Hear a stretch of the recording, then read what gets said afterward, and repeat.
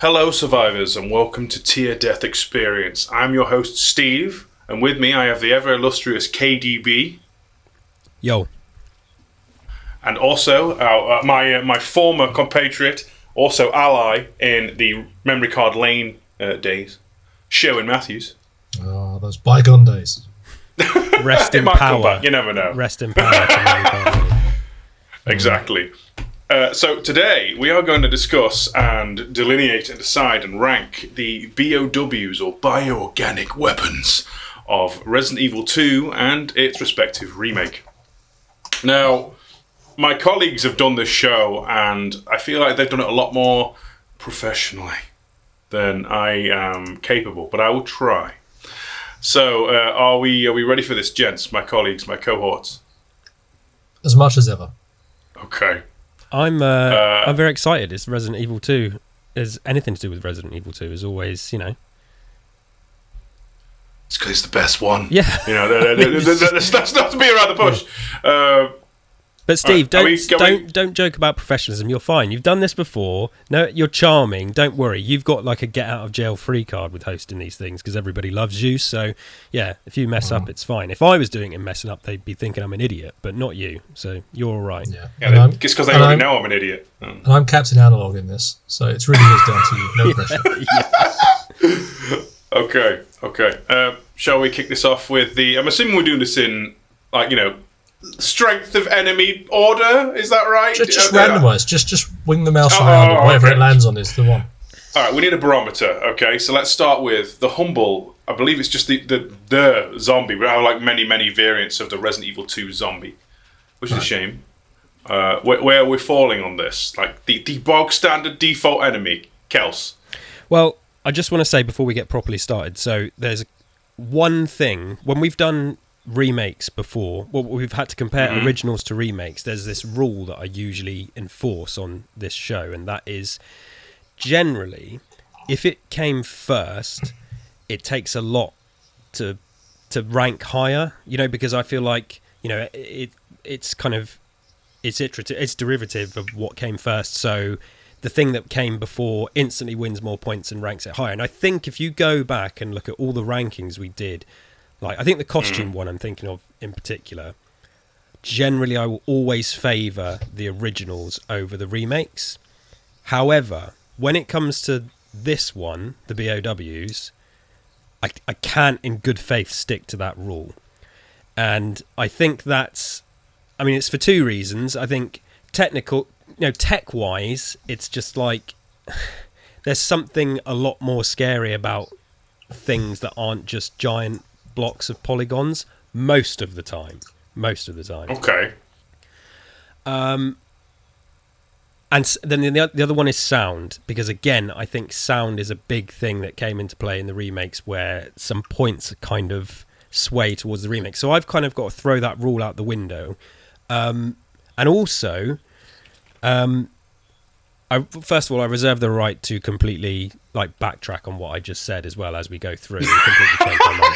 So the other thing is I've got PlayStation Solutions from 1998, which I've referenced in First Aid Spray lore a few times, that this is the magazine that has the walkthrough for the first two scenarios of Resident Evil 2 that I read from cover to cover multiple times before I even played the game.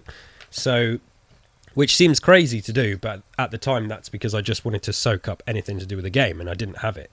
And this walkthrough amazingly has like a monster's guide. You may not be able to see it, but it has some side columns on the pages and it has like a monster's top trumps. So we've got zombies, lickers, clawed lickers, everything we're ranking today I think is on here, including some that isn't on our list.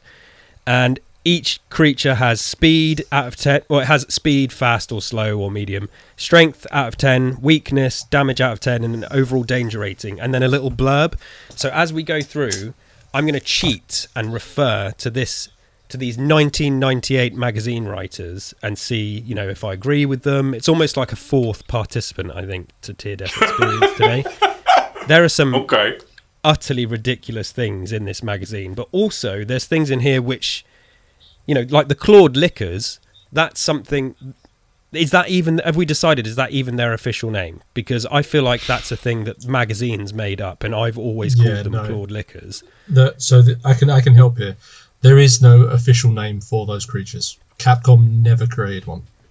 This is why we went backwards and forwards with Capcom when we made Resident Evil 2, the board game, on this one, and eventually the name that we landed on, which was very much adopted for the board game, was Evolved Lickers. Yeah, and that's the closest they've ever had to an official name, because that's an official Capcom product which has them as a distinct creature. Yeah, but in no anything else, there's never been anything else. And I'm happy to take fortunately, Evolved Liquor. There's only one form of liquor here, so we're already There's one for each game. You know, the liquors are all under one umbrella. Steve, no, we have Evolved Liquor. That's them on our list today. Yeah, they're on here. Yeah, they're on Is here. it? Yeah. Because I mean, if you scroll along, okay, yeah, I'm blind. All right, okay, okay, that's fine. Steve didn't see; he thought it was the Ivy, and then the Ivy was right next to it. They're a big one, yeah. But sorry for my sort of opening rant there. I just wanted to kind of make that clear and set the scene for what I'm doing today. But I will start then with zombies, which on here, their speed is slow, their strength is 3 out of 10, their weakness is acid.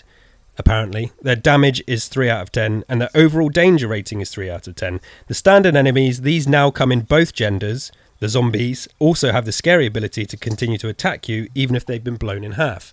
Now, I agree. This is the thing. Looking at my original ranking, I'm like, they're absolutely terrible, but they're just, like many things in this list today, really iconic. And so huge points for their audio, their design, and across, I know we've just got one picture here on the tier list, but if you think about across the board with the zombies, it is iconic with the police officer and the tank top zombie, brown shirt zombie, and then naked zombie as well, which we didn't get in the remake, which was massively disappointing. So they're not threatening at all, but I'm how threatening they are isn't necessarily the thing that sways me with what we're ranking today. It's just kind of like, yeah, they're easy and their danger rating is low, but the iconic nature of them just wins them so many points. So coming out the bat, I think the zombies from the original, I'm looking at an A or an S ranking. Oof. Okay. Yeah, I'm with you. On my list, they're an S. And so just to wind us back a little bit, about 10 minutes ago, before you started talking about your magazine and everything else, it says burning bridges immediately. I think I agree with you in the sense that, well, I kind of don't agree, actually. I think you have to look at these creatures in the context of their game. You can't look at them and go, well, the remake was better at this because obviously 20 years after the first game was made, it's much more exciting and much more terrifying and everything else. Yeah, in terms of a liquor in the, you can't possibly compare a liquor from the original RE2 to the RE2 remake. You simply can't. It just doesn't work that way because by nature of how they work. So you have to look at them in context of how does this fit into the game? What's the theme of it? What's the feel of it? How iconic is it? What's its gameplay? What am I forced as a player to? What questions am I forced to answer as a player playing this game and experience? Right. I think the zombie in the original game, there's nothing more iconically Resident Evil than a zombie. There simply isn't. It's without these guys, there is no Resident Evil, and I think that these were such a massive step up from the zombies in Resident Evil 1 in terms of how they appear. I think in terms of you've got a huge variety of different clothing to better fit you in the situation, in terms of how they move, in terms of blasting off limbs and so on, the sound they make and everything else. Yeah, they're not necessarily the most terrifying creature, but how they work is just in terms of the the dive they can grab you with, or just lurch around, slowly speed up, whatever else. They kind of just fit the theme of what Resident Evil is completely. Like, there's no other way to be there. Like this, you said earlier, this is like the bog standard zombie. It's kind of like this is the elite, this is the primary enemy you're going to face from the start of the game all the way through to the end of the game. And it's literally that simple for me. So this is an S. Okay. So I'm in agreement with both of you. I think it's a very high-ranking creature, mainly because it's the poster creature, like Live was showing said. I'm going to cheat a little and say that it's actually more iconic than just Resident Evil 2. Like, it did feature in Resident Evil Survivor as well. The silhouettes were used for guiding. They were redrawn. Not all of them, but the base zombie bears a striking resemblance to the base zombie in Resident Evil 2. And the sound made it from Resident Evil 2, some of them in Resident Evil 3, and some of them are in Survivor and Zero. So the sounds of these zombies, I would say let's all do our best zombie moan, but I feel like we'll be here all day. Just going etc. I don't even think the mic picked it up. Brilliant. But yeah, they're everywhere. They're iconic. Most of the key art for this game is fantastic, and in that kind of dark, macabre, morbid way, more so than 3, and less cartoony than the Chalkmen in 1. Now, I love the marble-headed weirdos that are in Resident Evil 1, but these actually look like people that once existed and are now monsters. I'm in firm agreement of my colleagues that this should go at least in S to A. Do we feel that's a bit too? Okay, I'll tell you what. Let's compromise for a moment. Let's put it as an A, because we know we're going to revisit this stuff anyway. Yeah. Yes. So if we put it as an A, we all agree that it's at minimum an A, and at some point when we go back over this, we can look at what made it into S and go, do you know what? Is the zombie in good company up there, or should the zombie stay? Yeah, should it be an A? Exactly. I feel this. Yeah, I just think in the remake, in Resident Evil 2, there's so many situations and encounters with the zombies that completely outshine any of their appearances in Resident Evil 1. Obviously, the original first appearance of the zombie in Resident Evil 1 is incredible, but then you think in Resident Evil 2, the mobs of them, there's many times in the police station, in 3 different hallways, in the police, sort of the police officer, I guess, what do you call it, the bullpen as well, and in the lab where you go through. I think about that one where you go through and there's 6 of them down right towards the bottom of the lab. There's just many times outside as well where you're going down the stairs where the helicopter pad is. There's the opening streets. I'm just forgetting even the opening streets. It's like the zombies in Resident Evil 2 populate the game in, I think, a way that completely outshines the original and outshines quite a few of the other enemies in the game as well. So I think we're correct to rank it high. Although it is interesting, because yes, obviously we should, and as we said, it's at minimum it's an A, right? What's interesting is that it does absolutely outshine 1. Weirdly, it doesn't outshine 1.5, where the zombies were much more articulate, and so it's almost to a level where you can look at this and say, do you know what? It's not like Capcom did their absolute very best with the zombies they could have done. They had literally done better, but then walked backwards from that, which is really interesting as a side note. I mean, they are a technological marvel compared to the predecessor. As humble as a zombie can be, they're a lot more breakable. You can blow them literally in half and they'll function and still try and attack you. They break through barricades. They have lunging attacks. They're vastly more competent, for want of a better term, as a rambling, shambling, basic mob enemy. I'm happy with A for the minute, but we will potentially advance it later. There's sorry, we just have to keep talking about the zombies. Even right at the start of the game, you're instantly presented with a situation where you cannot dodge around them as well when you have to go through the bus, and it's not only is there one shuffling towards you, there's one crawling towards you as well. And I just think the use of the zombies in Resident Evil 2, I think I had seen Dawn of the Dead as a kid. This game is what made me a zombie fan, and I think that says a lot for how they're presented in the game. Their death animation, not to get incredibly morbid, I think it's one of the most violent and horrific things in a Resident Evil game is when a mob of them rip you up. Yeah. Because it's not just a cut to black. You're there for a good few seconds watching, Leon, Claire, or Hunk, or whoever, getting properly nommed on. I mean, yes, we're going to get to the remake zombie eventually, where it's a lot more in your face and grotesque, but there's the sheer visual of seeing 4 or 5 of these shambling things just pounce your corpse and you're convulsing and it's traumatic. Sells the whole aesthetic of a zombie apocalypse. They're pretty hard, I'd say. Pretty hard. Now we have a very important question.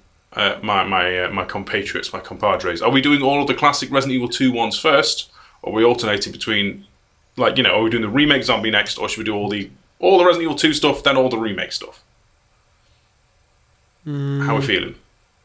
I think we've actually got 20 things left. Have we got 20 things left? Yeah. A little bit You're more correct. than that? Yeah, No? yeah. No? Okay. 20? Yeah. Brilliant.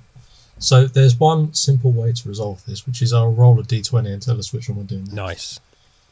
That is the way of doing it. Am I going to just do it in order all the way across? Okay. No, yeah, we'll just do 20. There's 22 actually. Oh, disaster. Who's the 20? Who are the two, Birkin and the Tyrant? I'd imagine Well, this we've is two got the Birkins, moth isn't and it? the involved liquor are the two outliers. I need to find some dice. I say this in a fantastic way. Somehow I've not got any dice near me, which is really weird. Okay. 1 second. There we are. I found a d20, which conversely is like this blood-splattered red thing, so actually that works quite well. Right. We'll take off the two Birkins, right? Because Birkin should probably be last. Yeah? Okay. That works. Next one is 14, so we count 1, 2, 3, 4. I've lost count. But So that's the Ivy. There you go. Yeah, it is. Yeah, yeah. Right? Yep. Okay. That's Right. Remake Ivy. Remake Ivy. It's original No, you Ivy see- to me, but okay. Is it? Okay. No. 1, 2, No, 3. I've got Rem. Oh. And yeah, no. All right. Okay, Kels. Okay. I'm sorry. I skimmed a little too fast. Well, now we're on to the definitive Ivy. That's fine. Okay. So feed me, Seymour. I'm hungry. Give me some information about the Ivy, Kels. Speed 2 out of 10. I'm amazed it got that much. Strength 7 out of 10. Weakness, fire. Damage 4 out of 10 plus poison. Overall danger rating 6 out of 10. These plants are very slow, but the acid they spit travels a very long way. If you get too close to them, they can grab you and spit acid right in your face. Nice. Luckily, they are, however, very susceptible to flames, and a quick couple of bursts from the flamethrower or one flame round shot from the grenade launcher is enough to make them burn. Watch out, though, as they will reform when you return to the corridor. Which I always found really annoying. Because you'd waste loads of ammo, you'd use loads of ammo, and then it's just pointless because they'd be right there when you came back. The other thing, actually, and I thought what they were going to say, is they still whip you with their vines after they're dead. They do. Their corpses still attack you. I feel like giving them 2 out of 10 on the speed rating's too fast. Yeah, I agree. Like should be they're almost -2, static. maybe, These things. Yeah. Okay. So for me, I feel like these are very visually striking creatures. Like across the entire franchise, the pod plant monster thing, very good follow up to Plant 42. However, I would argue they are more visual spectacle than anything else. Like their threat rating being 6 is impressive because I don't really think they're all that. I've got to be honest. Aside from 4th Survivor, where they're blocking your gangway, you could just walk around them or lob a single flame blast in their direction and then they'd crumple. I think a lot of their threat comes from a lot of the times you encounter them, you're in a camera angle where you can't see them. So you're shooting off camera with a flamethrower to try and take them out. That's it, isn't it? Like, I think their visuals sell it. Like, their abilities, they can poison you. Not a lot of enemies in Resident Evil 2 can poison you. The poison ivies can. The normal ones can't. Yeah. Yeah, if you buff them with that, whatever spray it is in the lab. These are, for my money, a solid B to C. They're not cutting it past the visuals for me. But they do have a nice head grab, instant death, which is fun, I guess. And if you have a macabre sense of fun like I do. Sherwin, what do you feel? I put them as an A on my list because I think they're quite an iconic enemy. That said, given that our humble zombie may be an A, I can see them being a B. They're like a high B, low A for me. I think, and obviously we're lumping in the poison ivy with the normal one as well. I think they've got a lot of interesting. They're very different to the other types of enemies. We've talked about how static they are. They don't move. When they die, their corpses will still attack you. They do respawn, which makes them unique. There's not many other things that do that in this game. Like even, as we said, the decision you make in the A side playthrough will affect how they appear in the later playthrough, which is interesting straight away in the B playthrough. I think for me, these are definitely an enemy where there's some of the stuff on this, you look at it and you go, I'm not even sure why that made it into the game. Whereas these enemies absolutely do represent something very different to the normal run-of-the-mill zombies and everything else you've encountered. They don't struggle to find their purpose or their sense of why they're here. They're just solid. So, side note, they were the original Plant 43. Yeah. And that was their name. Rather than Ivy. KDB? I'm in agreement with both of you, really. I think, like you said, Steve, it's the visual thing primarily for me. And this whole idea of this B-movie, like Day of the Triffids type thing, you know, which they feel like they sort of, you know, that feels like where the sort of, you could trace the line of DNA from, and sort of what some of the references and influences. Which I'm sure that Day of the Triffids thing, I remember it being like I don't know if it was like a book and a film and a radio drama, or if I'm getting confused with the War of the Worlds, but that was just another thing that I was really scared of as a child, this idea of plants, like sort of, you know, up on legs, wandering around, sort of eating people's faces and stuff. And then they're kind of like here in the game, so I do think they're quite creepy. I think visually, they're weird and a bit more interesting than just, you know, larger versions of things which, you know, sort of have varying degrees of effects. I do really like them. Like I said, they are annoying. It really annoys me that they just reappear. That's something that still annoys me to this day. But I think it's absolute. Like I wrote A, but like Sherwin said, I could see, because of the strength of the zombies that we've established this tier list with, I'd be perfectly happy with a high B. I mean, I can compromise with you, gents, and put it at low A for the minute. I mean, we can let's discuss put it later. For the time we can come back. Because I mean, it might well be the zombie moves up anyway. So. Yeah. Like, this is a creature that's basically... I mean, in a series, it's mostly referencing The Thing and bigger body horror monsters. Yeah. It's nice that there is something else from a different kind of movie franchise in that regard. It was like a love letter to it. So, I guess it's time for your dice roll. It's a 4, which should be straightforward. It's not the Cerberus, the normal dog. It's the zombie dog. What does Nintendo Power say? Oh yeah, we have to go with that. Let's have a look. Where are they? Would they call them Cerberuses, or they're just called dogs in here? It says correct name. They're not even zombies in there. It's got obviously the great key art there, which you see, which shows. Yeah, that's from RE1. The cheated. Oh, I mean, it is. That might not be. No, I think you're right. I mean, it even is on the tier list. To be fair, they might have just reused it, even though it's different. Speed is 3 to 7 out of 10. 7 when they're running after you. Strength is 3 out of 10. Weakness, acid. Damage, 3 out of 10. Overall danger rating, 4 out of 10. Now, maybe when there's 1 by themselves, that's kind of correct, but do you ever just encounter 1 by itself? They're always in packs, aren't they? It says, as with the first game, the dogs shouldn't but can cause you a problem. The thing is that 1 dog on its own is nothing, but if you get a couple taking it in turns to bite you, it can be very tricky to escape, which, kind of sums them up pretty well. I think, for me, it was great to see them back. The dogs... very iconic with Resident Evil. I'm going to keep using that word because there's just so much of it across these monsters in this game. But if you've got auto-aim on, they're not really a problem to deal with. You don't even have to have them on the same screen as you. You can just sort of hear them pattering away and then stand there and use auto-aim and take them out. But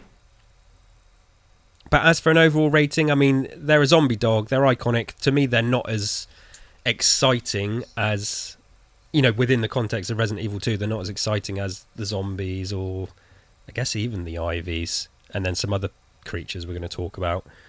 So I actually wrote down, oh no, that's Remake. I wrote down B or A, so that's kind of where I'm sitting, but even that feels like maybe I'm being too generous.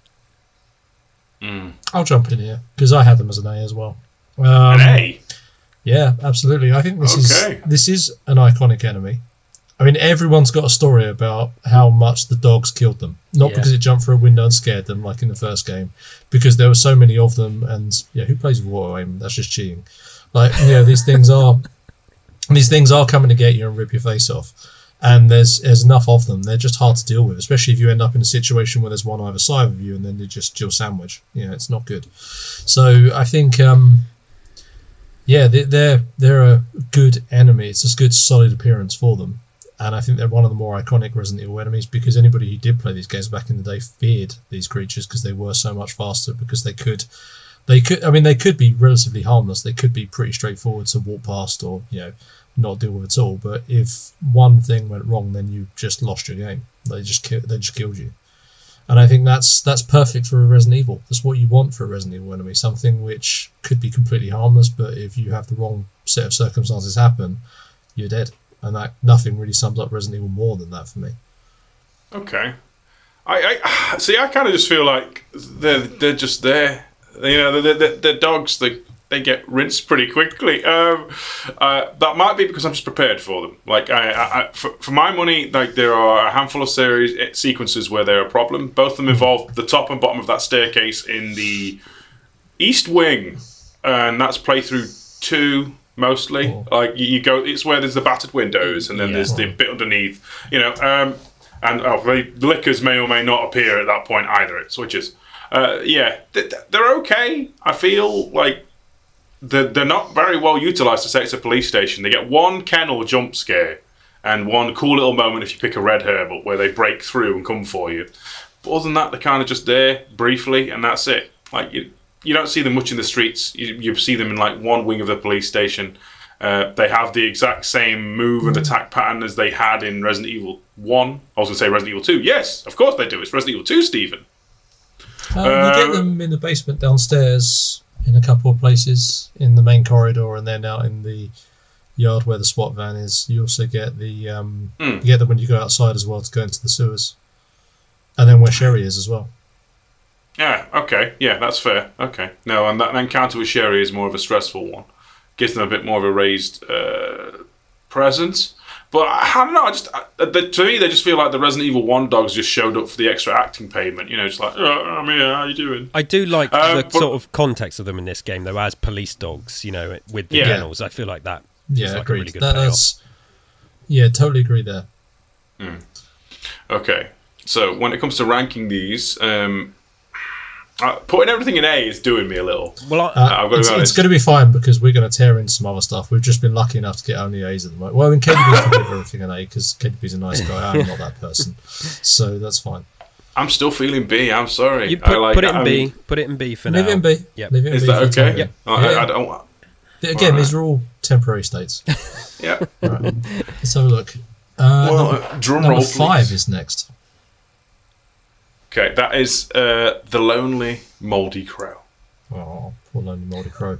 Hit us up with the PlayStation Plus. So we could change it. We could change the magazine name every time. Yeah, every time. So the Crow's speed 5 out of 10, strength 1 out of 10, weakness anything, damage 1 out of 10, overall danger rating 1 out of 10. This is maybe being a little bit too harsh.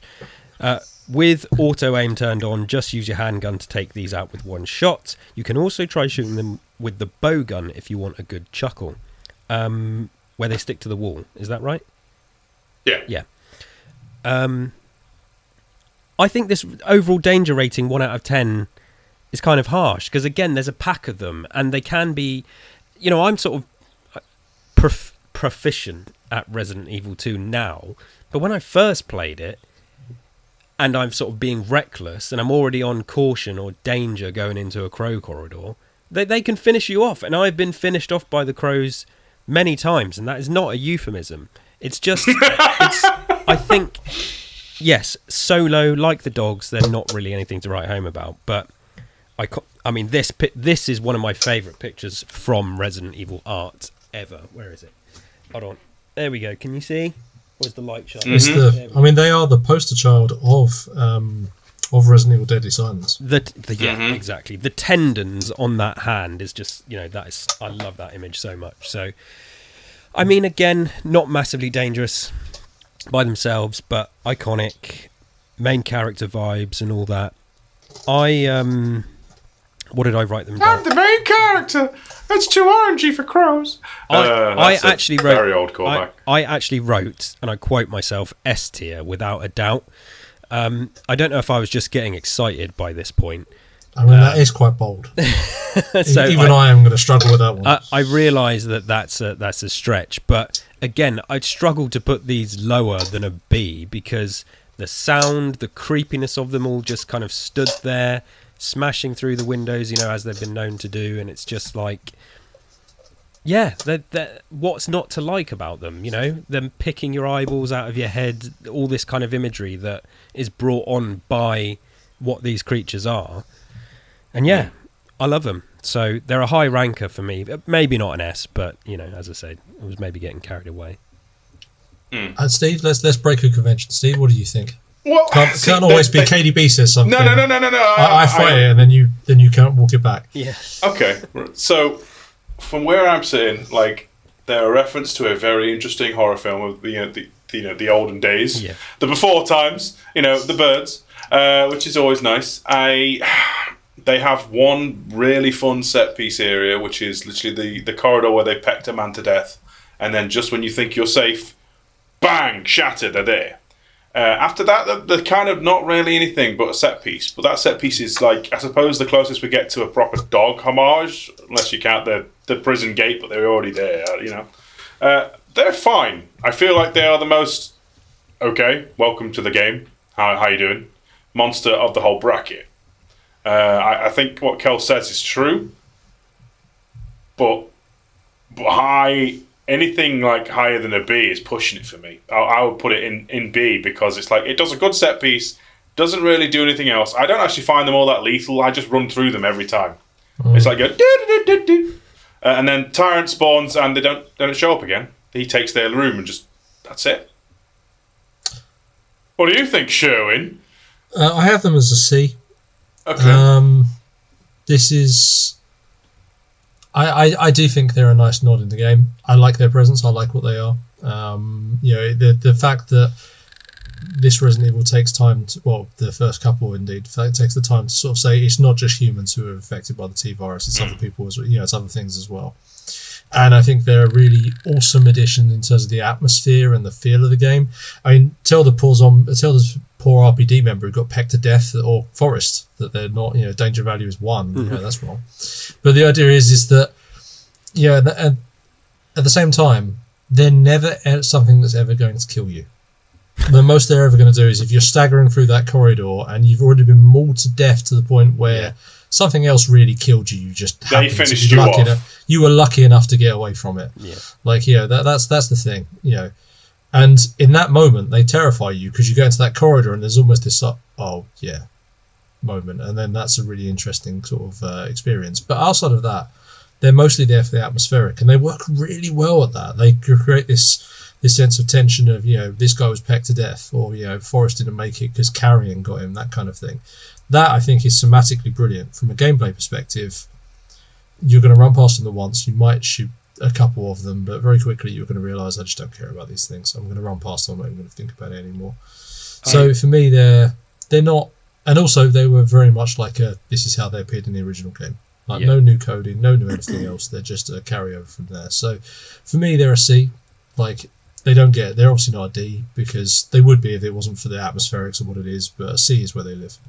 No, I think you're right. Like that is it. The atmosphere that they bring to the game is what I'm letting blind me here, because as I've mentioned, just kind of the weirdness and creepiness of them. Because you can creep past and not disturb them, and you think, I like it when that happens. It's sort of, you can run if you want, but even if you do run, if you make a slightly sort of wrong step, the way that noise when they stop you and then just start going and just kind of proper pecking you in the head, and as the character's going like that, I think is something that's really ingrained in my head. So I do find them really creepy, even if, yes, as we're establishing, they're maybe not that threatening or too much to write home about. I think it's just, I've built them up in my head and put them on a pedestal over the years, and it's hard to bring them down. It's fine to be excited about birds. I think they're very beautiful, wonderful creatures in real life. I mean, they were a precursor to Dino Crisis, so there is this. Dinosaurs are birds, Steve. Just it's that simple. This is basically like Dino Crisis, and for that it could go up a couple of notches, but I probably shouldn't make that jump. It's too much. So the initial bracket, Kel said A. That's fine. Sherwin said C, and I said B. So it's going to sit in the middle for the minute, and we'll worry about that later. Okay, Sherwin, hit me with this dice roll. D16 says 2. Okay, so we got Remake Liquor first. This is an interesting and somewhat terrifying reinvention of the liquor, despite it doing fundamentally what it did before. But now it's much more of an ambush predator, I feel, and it gets a little bit more setup. Like, you get it crawling by a window briefly in the original game, and then that's it. Whereas this, you actually see a dude who's got his entire, this area of his face just completely out, and is broken. I mean, you actually see the murder happen in the remake of the third game, but, it's generally speaking, I think the closest we've had to a xenomorph-like enemy besides Verdugo, in the way it clings to ceilings and ambushes you. Really fun sound design, very great reinvention of the creature, I feel. I would honestly put this high A for myself. Sherwin, what do you feel? This is straight S. This is this is an S straight away. This is arguably for me the strongest of all of these creatures here. I think the utterly terrifying way it was implemented in the game, in terms of how fast it moves, in terms of its ability just to threaten you from anywhere that you see, in terms of if you're creeping past very slowly and its animations, it looks around for you and just crawls around. The soundboard they've got for it, the way it moves, in terms of the threat, a single one of them, just one of these creatures on its own is terrifying. It does make you feel like it is the alpha predator and you're on its lair. If you have two of them, it's equally as terrifying. It's just because now you've not just got the one, you've got two, and you are definitely staggering away from that unless you've got some serious firepower. I think that all the things you just said, the way they implemented it in the game showed such a wonderful understanding of what the liquor should be, could be, is as a creature. Was just so perfectly encapsulated by this. This is the definitive liquor for me, and it is literally probably the strongest enemy. It's insanely iconic as well. This is probably the strongest enemy here, so this is an S without trying. Kels, do you have any lore notes? Yeah, I would say that, but that's more for the classic liquor, isn't it? This doesn't have anything. This is printed 20 years before. Shame. Despite my kind of nonsense with the crows, I completely agree, and I wrote this is the pinnacle of the liquor. Even though obviously it's the remake and it came later, just the way it moves. Obviously, it's helped by the technology of being a modern game, but as somebody who has played Resident Evil 2 Remake to death and sped run it many times as well, the lickers, they're the guys, they're the ones that can ruin your day in kind of, unpredictable ways. And I just think everything down to the detail, the sound, their movement, how they can be unpredictable, the situations in particular. I mean, obviously in the lab, falling through the ceiling panels, which they do in the original as well. But I remember that the first time doing that, it just, even though I was kind of expecting something like it, it still just terrified me. You want to turn and run rather than even fighting them. There's just, they are, for a creature that I know, Steve, you have occasionally lamented because they are used all the time. I mean, they're used for a good reason because they are so kind of unique and clever and genius as a monster creation. Okay. And these are just the best ones. I just wrote that, even though it came later, this is the pinnacle of the liquor. It's an S rank. So, and this is why I mentioned at the start, I feel almost sometimes a little bit weird ranking the remake stuff over the original, but I think let's not be silly here. I mean, I'm coming round to the idea of an S rank, I've got to be honest. I'm just thinking about that we have two other variants of the liquor here, whereas I didn't need an alternate variant in this one because the first one was just so bloody good. And it's a lot more unique than its counterpart monster it's riffing on, if you know what I mean. The original liquor, when we get there, I'll tell you what I mean about that. But for now, I guess we're banking our first S rank, gentlemen. Yeah. Ka-chunk. Very, very much deserved. Yeah. Okay. Next one is 4. Okay. It's the G. The offspring of Ben Bertolucci or Brian Hines, depending on if you're playing as Leon Claire or if it's A or B. It looks a little bit like Ben, so let's say it's Ben. Okay, Ben Jr. Yeah. Sherwin, tell me about Ben Jr. while Kels fires the page. So this was another enemy where I don't think Capcom had an original name for it back in the day. Now, obviously, I believe that's probably changed with the remake because they've made a whole other game since then that had it in it. But this was we ended up with the name G Mutant as part of the conversation with them. I think it's also known as just as a G and G Adult at some points. But I think for me this is I love the spirit of what this thing is. It's a terrifying monstrosity that's come out of it's ripped its way out of. It's effectively like a tumour that's just grown legs and arms and face and is coming after you, right? It's just this horrific mutation. It's this canker that's come to life and is literally trying to attack you. It pukes up embryos, all these little mutant things that come after you. It's covered in slime. It's just rapidly mutating uncontrollably. It's a real mess. There's very little that's as horrific as what this is. The slight downside is that it's not terribly scary in terms of its gameplay. It sort of lurches extremely slowly towards you to the point where if you've got any real level of ammo, you'll just take it out before it gets too far at all. The most dangerous thing is actually the little things it pukes up. Mm-hmm. But for the horror of what it implements in the game, its appearance, I think it does a little bit better than that. I'm quickly deciding my notes where I put it because I just can't remember. Where are you, Mr. Mutant Man? Well, I've lost him. He's somewhere on my list. Okay. He's staggered off. He's staggered off to.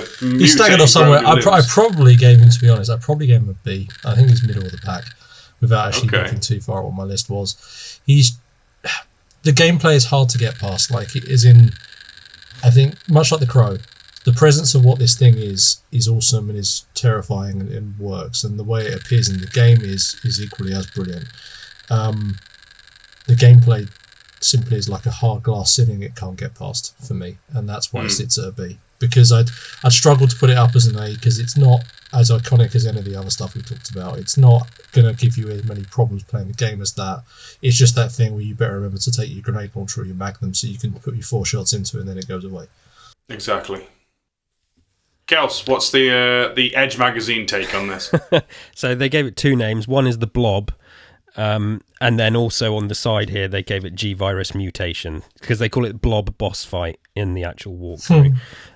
Speed 1 out of 10 for main Blob, 4 out of 10 for the little ones. Strength 7 out of 10, weakness Flame, damage 3 out of 10, overall danger rating 5 out of 10. So we're sort of sitting in the middle, like Sherwin has said. The first real G-Virus mutation that is nothing more than a big blob. It sends out smaller wrigglers that climb up and bite you, not too tricky. And I ranked this as a C. It is weird and ugly and disgusting, the way it vomits stuff up. That stuff I do really like, but I just think in comparison to some of the other stuff we're talking about today, it feels like, I don't want to say like one that nearly made it on the cutting room floor kind of thing, because there's just not too much to it apart from the vomiting up the little things. And at no point in my history with Resident Evil 2 have I really been excited about the section of the game. There's a couple of sections obviously where you might face off against it. It's just like, this annoying thing, let's get past it. When you compare it to some of the other stuff, it's just kind of blobby, and like as you described the dogs, I think the dogs are better than this, but I ranked it as a C. I'll just quickly add to that. I did find it was a C on my list as well. There we go. Okay, well, I mean, I was going to give it a B personally, and I think you may have both convinced me otherwise. Basically, for the sheer fact that it's very visually unique from a lot of other monsters. Besides Birkin, it's going like the preview fight for Birkin, and the general concept of it being this biomechanical giga flesh nightmare thing. It's more visuals than anything else than the portent of the concept of the G-Virus, the way that it's like you see its birth and then you see it this. You can blast its arm off in the fight and it regrows it. That's kind of neat. But realistically, it's just stuck in a jammed corridor. It's a gear check for the sewers. And if you're the boss of the sewers, you ain't all that impressive. So, I'll go with C. As much as I love the idea of it, there's a better version later on. Yes. It's true. Yeah. And that I was just showing that picture like, this is one of the instances where, like, that picture is so much better than what's actually in the game. So, yeah, it's disappointing, but, you know. Okay, what we got? The dice set on the floor, a 7. A 7? Okay, so Crocodile 2 from Remake. Or rather, the remake Crocodile, I suppose. This ain't going to take long. This is...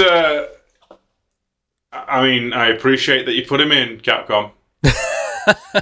I'm going to just skip. There's a lot of dialogue here. That's what I'm feeling, gents. I'm feeling it's a D rank because it appears you walk one way, you walk the other. That's it.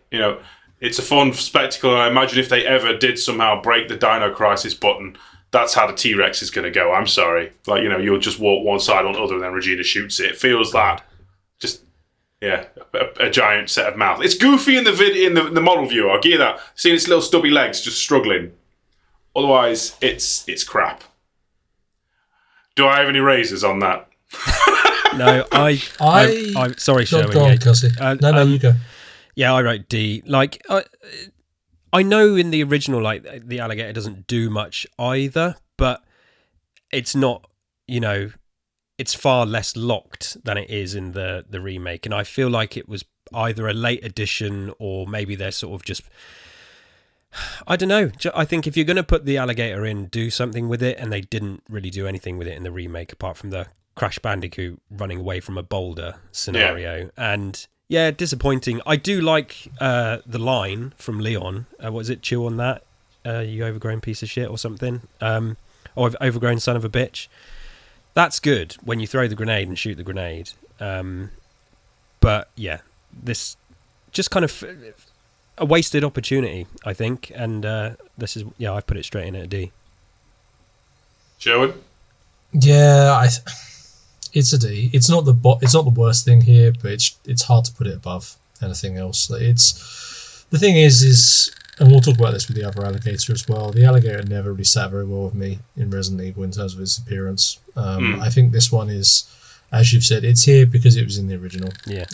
It's not the only bit that actually I remember more than anything else. Yeah, it keeps the blood flowing in terms of that boss fight. In terms of the brief, I guess, corridor is the way of describing it. Like, you do feel like I need to keep moving, which is good. It kind of has its own threat, which is vaguely unique in the game. I also love the visual when you first see it. Like, you're walking down the corridor and there's like a big lump of what looks like rubble ahead of you, and then suddenly the rubble walks around. That's quite a cool shot. Yes, that is fantastic. And that's where I'm like, oh shit, here comes the section with the alligator. And then and that might be enough to push it up to a C, but then if you consider the chase is unique in that, but at the same time, that's not enough to kind of push this up really. Yeah. Like, if it means it's not the bottom of the D tier for me. And that's pretty much it. All right, considering the points you've raised, Sherwin, I feel like if we're saying D tier is why did you even show up? Yeah, I think C, it can go into C, and that's on the premise that one, if they had cut the alligator, the clock tower shenanigans with Remake 3, it would be hearing no end of the bloody alligator, wouldn't we? I think, and yeah, they do build it up. Yeah, that point about the build up and the what was that, an earthquake, and I sure hope so. That's like, I was so pumped. Like, that's huge points there for this, and you think I was still crying about Kendo at that point. I mean, I was crying about that. That explains the horrible things I've seen, but yeah, we'll take it. I don't know if there's a point in video game history ever where running towards the camera has ever been enjoyable. And like you said, it does kind of get your heart pumping a little bit, but yeah, I don't know. It just feels a bit dumb to me. Mm-hmm. Here's We're on to the D12 now. We're slowly burning through these dice. D12 says 7. Okay, so that is now the unique enhanced zombie, evolved zombie, zombie that's not wearing clothes. They bite harder. They're a bit more bashful. No, less bashful. And their ribs are exposed. Is there any lore on this one, Kels? No, I think do they even have it? They lumped it in with the original one. We said. Yeah, let me jump in here. Yeah. So you'd think that this was just another zombie skin. It's not. Actually, having spoke to Capcom, again from the board game days, we were told by Capcom Japan very specifically to make this a unique enemy because it is a unique BOW in the game. They are taller than the normal zombies. The idea is that these are humans that have been experimented on. They're not accidental kind of exposure to the virus. These are actually what this is Umbrella, as I say Capcom. This is Capcom experimenting on humans. This is Umbrella actually taking a human and not turning it into a tyrant, turning it into a zombie to see what that looks like. Versus what a normal zombie is. So sort of that's I guess why they're a bit more powerful. But I'll jump in here. For me, this is like a D. There's no need for it to be there. Normal zombies could have done the job, to be honest. Like, it's a zombie skin, is what it is. Like, it is, as much as it is a unique bioweapon, it's something where you ultimately look at it and go, there wasn't really any need. You could have just made the lab zombies, like, coded them to be a bit tougher. Yeah. Like, you know, there's no real purpose for this thing's existence.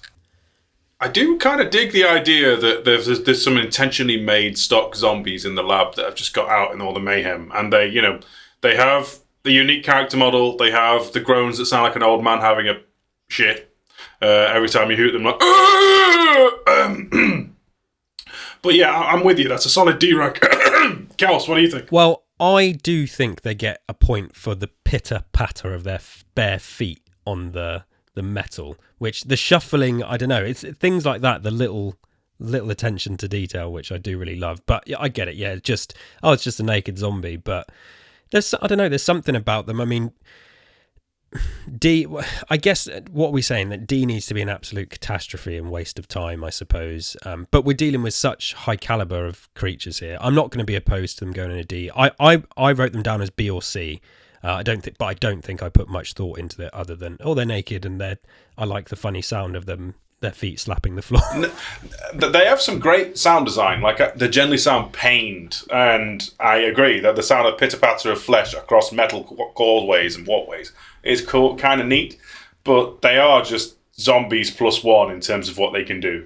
I think I would have been okay. I would have been okay with them if they've built them up more to actually make it more relevant, more understandable. If there was a lore note about them, about what you just said, Joe, that would have made it, Exactly that. If you'd found something where it's like, we've been experimenting on these humans and we've made them into this, that would be cool and harrowing at the same time. Suddenly they have a whole new purpose. And at that point, you're looking at them going, okay, that's really interesting and cool.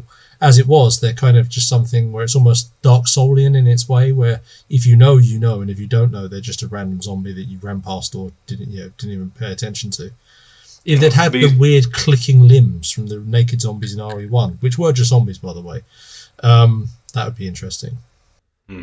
Okay, so I'm gonna adjust what D tier represents. Okay, everybody, it's not just disasters; it's missed opportunities. Okay, unfortunately, this is a missed opportunity. I kind of feel bad for Kels because I can see the reasoning behind a B/C.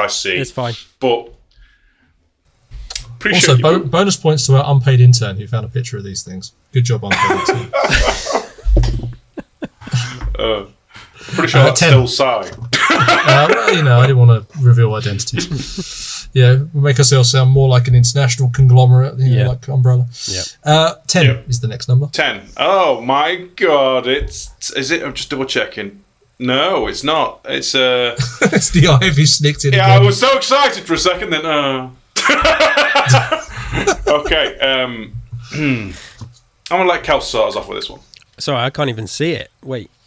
It's the Ivy. Oh, sorry. The Ivy 2. Oh, the Ivy Remake 2. C or D, lazy reinterpretation, loses all the charm of the original, is just a zombie model with a cool one-hit kill animation, but I hate them. So, yeah. Is that from the magazine? And yeah, it's just from my head. Like, I do like I can respect the one-hit kill thing. But they definitely ruined a few speed runs for me. But this felt like a step back from the original. Rather than trying to, there's two choices on the table. There's take what's in the original and smarten it up fidelity wise, or try sort of something new and develop it. And they chose to kind of try something new, but they didn't, because I think all they did was just take the zombie models and go, oh yeah, cover them in vines and stuff like that. And it just felt like a step back from what the original plants were, the original Ivies were. So yeah, I'm not a fan of them, to be honest. C or D. Joey? Steve? Oh, okay. I'm with you. I gave this a C. And the only reason it gets a C is because I think it's quite scary when you find one. The sounds they make. It's the sound that what fits in here. I think to me, and this will possibly feel like a quite a contentious thing. It feels like anything that wasn't human in RE2 Remake kind of felt quite lackluster in that sense, or like it was clearly like a bipedal. Like, yeah, they had the opportunity to make quite a unique enemy, and instead went, oh, we'll just make another zombie. Like, we'll give it a slap of skin on the zombie and make it have slightly different attack animations. That's kind of why it feels a little bit lackluster for me. I feel like there's in the same way that the original Ivy was a different type of gameplay. It spat at you, it was static, it attacks you from the floor, it does all this other stuff. This is just a more dangerous zombie. Yeah. And other than a note saying everything's vegified, it kind of really doesn't jump out very much. This is a C. This is a C because it's not as bad as the alligator that's currently living in C, but otherwise it would happily be I think. See, I'm in the same camp. I'm in the just above D into C rank for me, mainly because it feels like they've took the evolved zombie and the Ivy and gone with them. It's essentially just a zombie that's meaner, and it's got like little pustules you can shoot to stagger it. Some fantastically creepy sound design, a okay murder animation, but they're basically just meaner zombies. We've seen plenty of plant-based bio weapons in the Resident Evil universe that are just zombies with vines. It's the latest iteration of, looks cool compared to its predecessors, but that's not in the tier list, is it? So we're going to deal with it, and it's going to go into C. Okay. All right. D10. D10 says 4. Ooh. G-Adult Remake Round 2. I think this is our first rematch, our first creature that's had its forebear on the ranking list. You can go, Steve, because you already had opinions about this. Okay, right. So this is like, the horrors of the G-Virus come true. I feel like there's a whole section, the lower sewers, which has become like a nightmare ecosystem of the bloody things. Yeah. And it's there's flesh and organelles everywhere. They're hiding like ambush predators, and they have some of the most horrible kill animations I think I've seen in a Resident Evil game. Like, they grab you by the head and then they pump you full of whatever they are made of. Thankfully the screen cuts to black before we have Leon Nightmare Babies or Claire Nightmare Babies, but the implications are like, Jesus, you went hard on this, Capcom. Realistically, what do they do mechanically? They lumber forward and try and grab you, or they spawn monsters, so they do the exact same thing they did before, but there's just something distinct about the sound design and the way that they are more than one creature and the environment they're in, but they are essentially a set-piece beast just throughout the sewers as opposed to the gatekeeper they're in. Do I think that they are vastly superior to a lot of the monsters here? Mostly no. I feel like it's a solid B to low A. But the implication and the threat of the G-Virus, I think, is a lot more present with these. Even if you don't really see much of it, you just see, a really rubbish chest burst from Brian Irons to implicate how some of them have come around. No. That's where I'm sitting. I'm thinking between B and A. I also have them at B. They are a vast improvement on the original. Like you said, Steve, there's still better creatures here today that we're talking about, but yeah, massively improved. Crazy section in the remake. I do love the visual of them just lunging towards you with their hand out, trying to grab you, or when they pop up and then just swing and grab you. They can spit the little creatures at you. They can do a lot. And then there's 3 of the bastards in the same place, and it's just like you get past one, you're like, oh, that was lucky, and then you're grabbed by another one. So it's a really intense section of the game. And then as a creature, it felt like they took a step further. Maybe this is what they wanted the one in the original to be, and they had a bit more capability and resources to make that happen. So I like G-Adult in remake, and solid B. I think that's a good spot. Joey? Straight B's. I had the same thing. I think This enemy is like everything that the remake Ivy wasn't. Like they took an enemy and they basically expanded on that, made it really interesting, had unique gameplay, made it feel like okay, this is actually a reinvention of what this creature is in a really solid way, in a really good way. It kind of felt cool. It didn't feel lazy or slapdash at all. It fit very nicely. The only reason I probably don't put it. I mean, the gameplay is great. The animations are great. Like the sound and the presence of it is tremendous. Like I love the way they ambush you. The only thing I'll say that perhaps doesn't feel, and they're genuinely quite terrifying. The only thing I think that doesn't necessarily feel like it gets into an A for me is because it doesn't go to any attempt whatsoever to explain what it is or how it's there or anything about it. And as a result, it is just like a gribbly in the sewers. Yeah. But that said, I mean, I can't, it's because the gameplay is so good, it can stay a solid B. Yeah, I agree. It's also one of the few monsters that has a head that unfurls. I love that word, and it's a horrible implication. Solid B. I thought you subtly just stick it above the dog, but we'll come back to that. I mean, look, I was going between B and A, and you all said B. So, I mean, I could put it above the crow, but I feel like it's cooler than dogs, all right? It's totally fine. Speaking of which, we will come back to that anyway. The next one I've just rolled, staying on dogs, is the remake dog. Okay. You know what I said about dogs in base RE2? That they get a little bit more because they have a bit more screen time with Leon and Ada. That's it for Steve. What could we have any raises? Not really. Again, I'm just going to reference speed running. The dogs in the car park are an absolute nightmare. The RNG that you get there is all I think about when I think about them in Remake 2. I feel like Remake 2 and missed an opportunity, and this is probably what we'll get when the eventual second remake of 1 comes along, to kind of like Remake 2. I feel like their introduction was fine. Like, it was good, but I don't know. I think it could have been better. I feel like the dogs, again, just felt very disposable. And the same issue that we've talked about. They're not that threatening by themselves, but in a pack they can be. I wrote B, but again, they are quite scary and quite vicious, and the context of them in the police station. Again, in the remake, the kennel section is fun. It's like if you're smart enough, shoot them while they're still in there, and then they won't all burst out.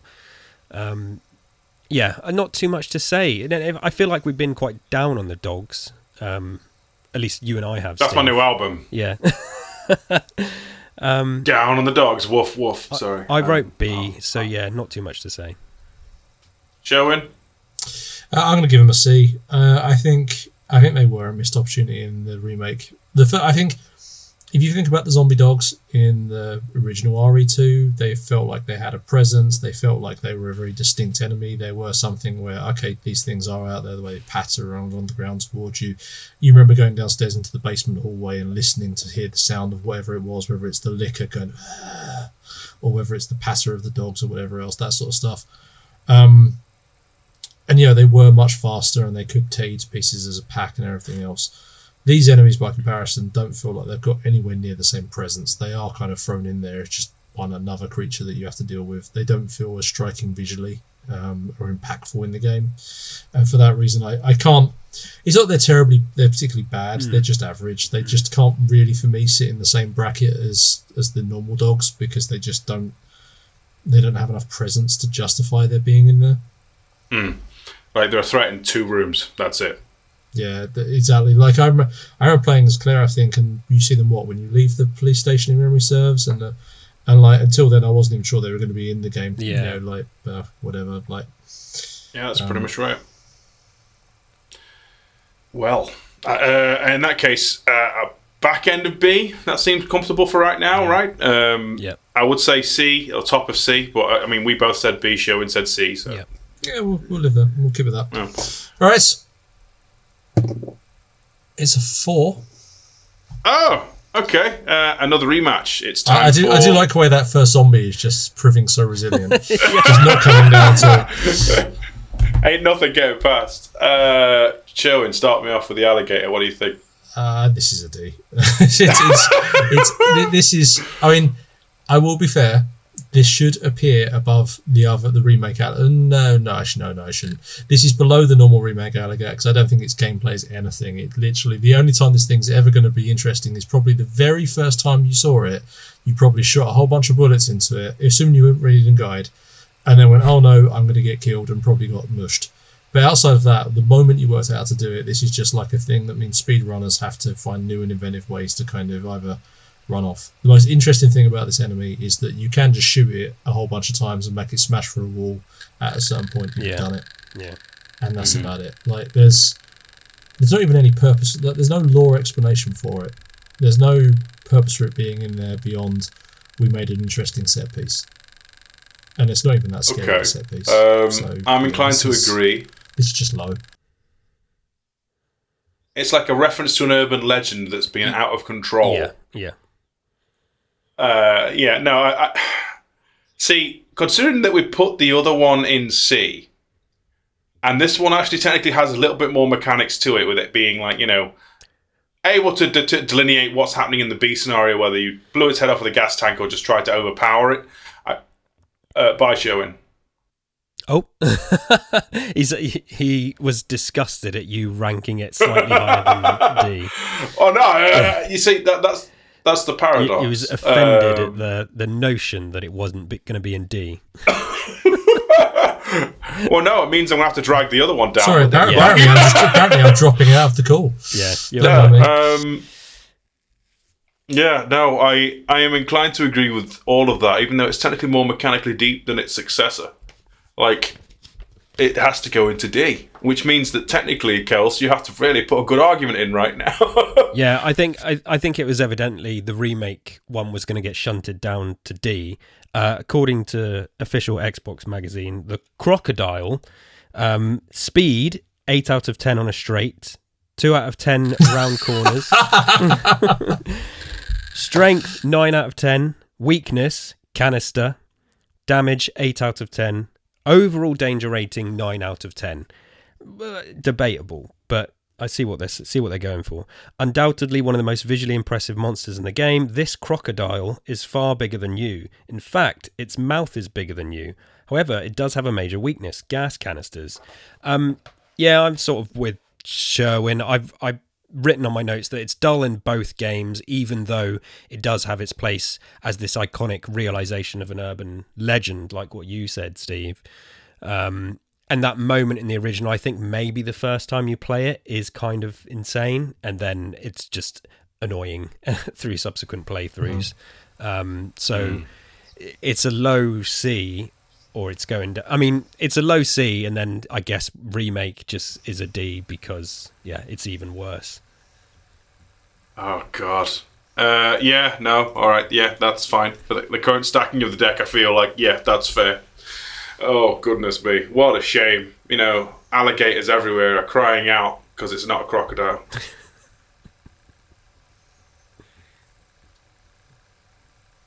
Yeah. I was waiting for a dice roll. Oh, you can have a dice roll. It's a 4. Oh, okay.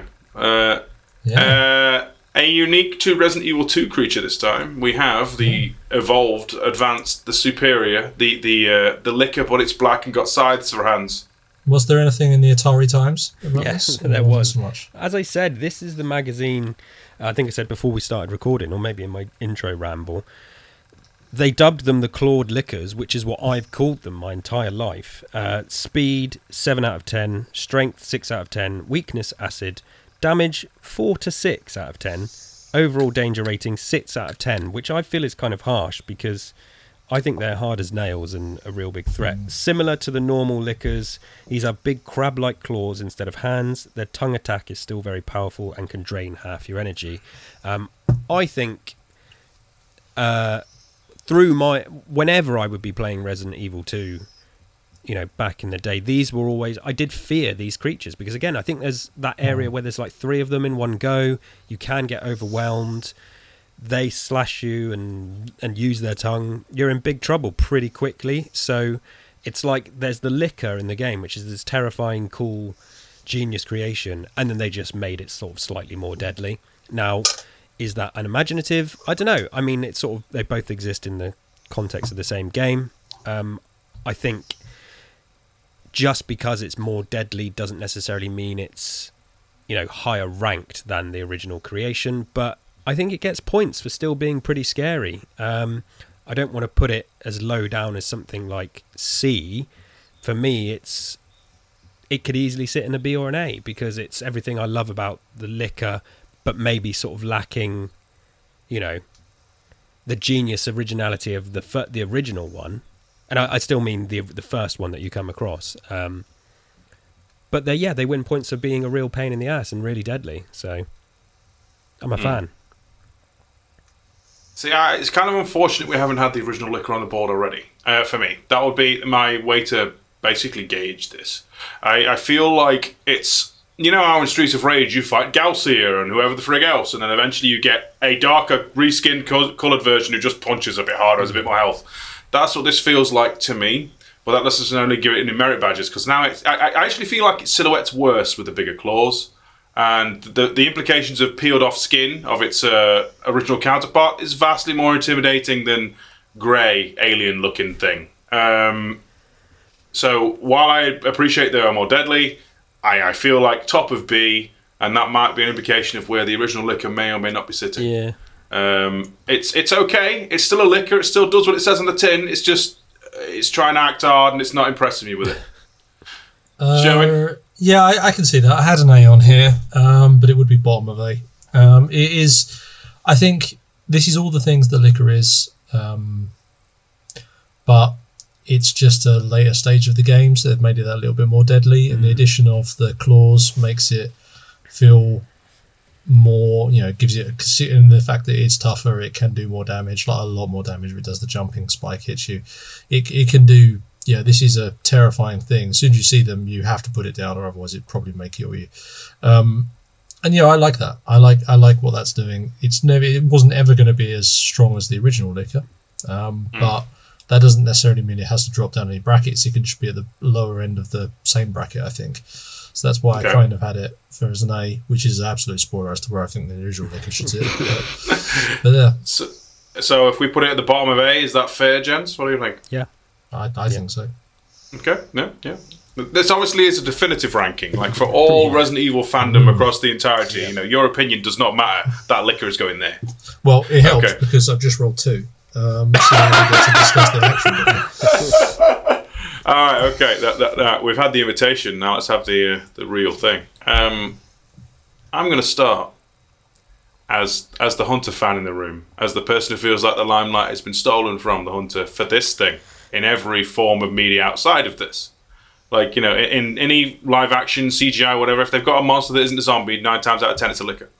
And I think it's got a distinct, wonderful silhouette. Mechanically, it's a great mid-level threat. It scutters on ceilings. It's just unfortunate it's overused outside of this. But in the vacuum of just the pure game it's in, it doesn't have much build-up, but I feel like it has enough. Where you have that brief scurry through the window, and then you can see a body with its head twisted off. Then you have the big CGI appearance, and then it's a threat. It's remarkably, I don't want to say easy to kill, but you can get around them because of obviously the hearing thing, which is a great new mechanic. And for my money, I would put this either at the top of A or the back end of S. And that's as a hater. Chelsea? Let's give you the rundown first. Speed, 7 out of 10. Strength, 5 out of 10. Weakness, acid. Damage, 3 to 6 out of 10. Overall danger rating, 5 out of 10, which is basically exactly what you said, Steve. Looking like hunters with no skin and extra long tongues. The Lickers are the second of the standard creatures. As in the first game, after certain criteria in the game have been met, everywhere where there was a zombie before, there'll now be a Licker, which is not the case that I can remember. To be fair, they don't look anything like hunters either. No, exactly. Watch out for their tongue attack and leaping slash, which is their main attack. The FMV sequence that reveals them is one of the greatest moments in a video game ever. These are one of the greatest BOWs ever. As we've established, they did it better in the remake, which I know breaks many people's hearts out there. but that takes nothing away from how strong they are in the original in terms of everything, in terms of their placement in the game, what they look like, what they sound like, their movements. I mean, even they do a lot for a game. I think in 1998, they have maybe 5 or 6 different attacks if you add it all up. They're really impressive. And I don't want to be harsh on it because we've obviously bigged up the remake version. This is solid. A, if it went the bottom of S, I'm not going to complain. But yeah, solid A, maybe the highest A or just behind the zombie. But I don't know. I'm just looking at the list.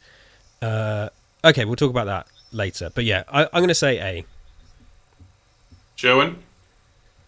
I had this at the top of A. You have to remember, I think zombie is in S. I think,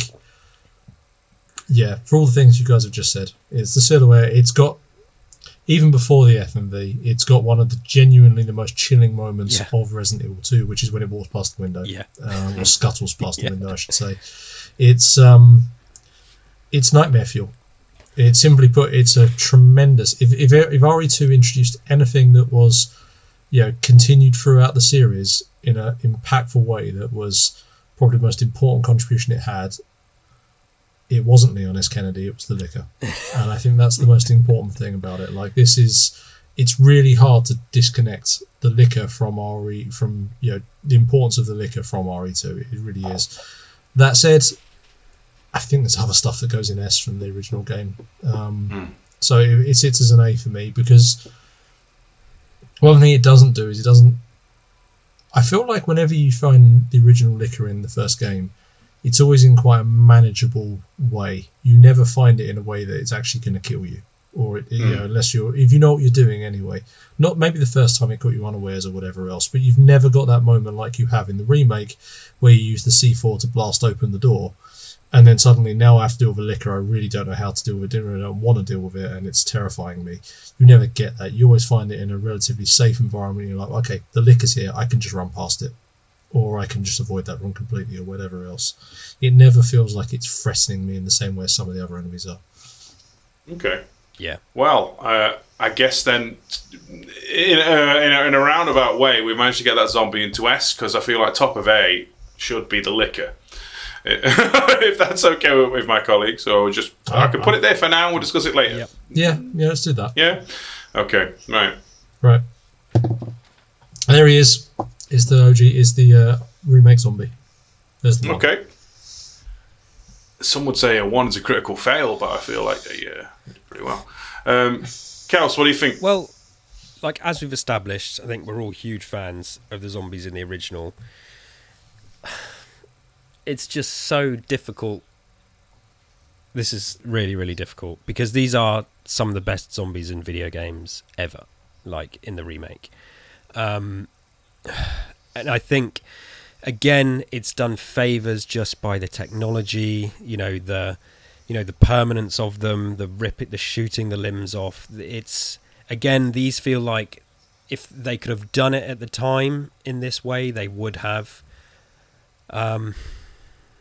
Yeah, I'm so torn, because I think the only thing, maybe it loses points for, and I mean, this is separate, I suppose. I was going to say loses points because there's no naked zombies in the remake, but they're a separate creature. I'm so difficult. This is one I really struggled with, because I could say an S, but this is the one where I feel like, unlike the liquor, I feel like I'm almost doing a little bit of a disservice to the zombies of the original, because, as I mentioned, the zombies of the original made me a fan of zombies in a way more so than the original Resident Evil game did. I love the remake zombies. They're so incredible. The diversity across them, they're all different. The noises, the way they lunge,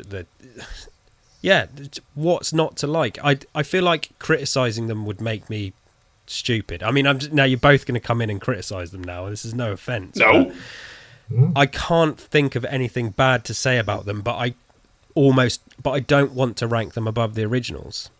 But then maybe I should. Well, it's so difficult. So say what you think it should be, because we'll still go back to the rank at the end anyway. These are probably the best zombies in any video game ever. is what I think. Do I prefer them to the original? No. So they're an S rank, but I don't think they're ranked above the original for me. Okay, I'll jump in and make your life a bit easier. I completely agree. Right. Best zombies in the business. These are S. Yeah. Literally that. Like, is that, you have any more to say, or? I think Kelsey pretty much talked about it a lot. To be honest, it's all the stuff the first zombie had in terms of the versatility of it, the skins, everything else. They had a whole bunch of extra threat than the original zombies. I don't necessarily think that's a different thing because it's a very different game. You can't compare apples and oranges there. I think these stay with you for the entirety of the game. They continue to be a threat until the end of the game. They're just solid. Yeah. They're just brilliant. No.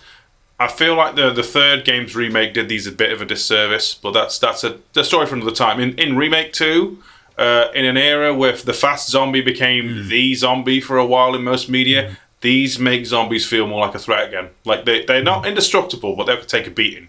Mechanically, if you know what you're doing, you can get around them reasonably well. But, first time experience with them, terrifying. The fact they just keep getting up and they just keep taking a pounding. You can blow them apart and they'll still try and find ways to maim you.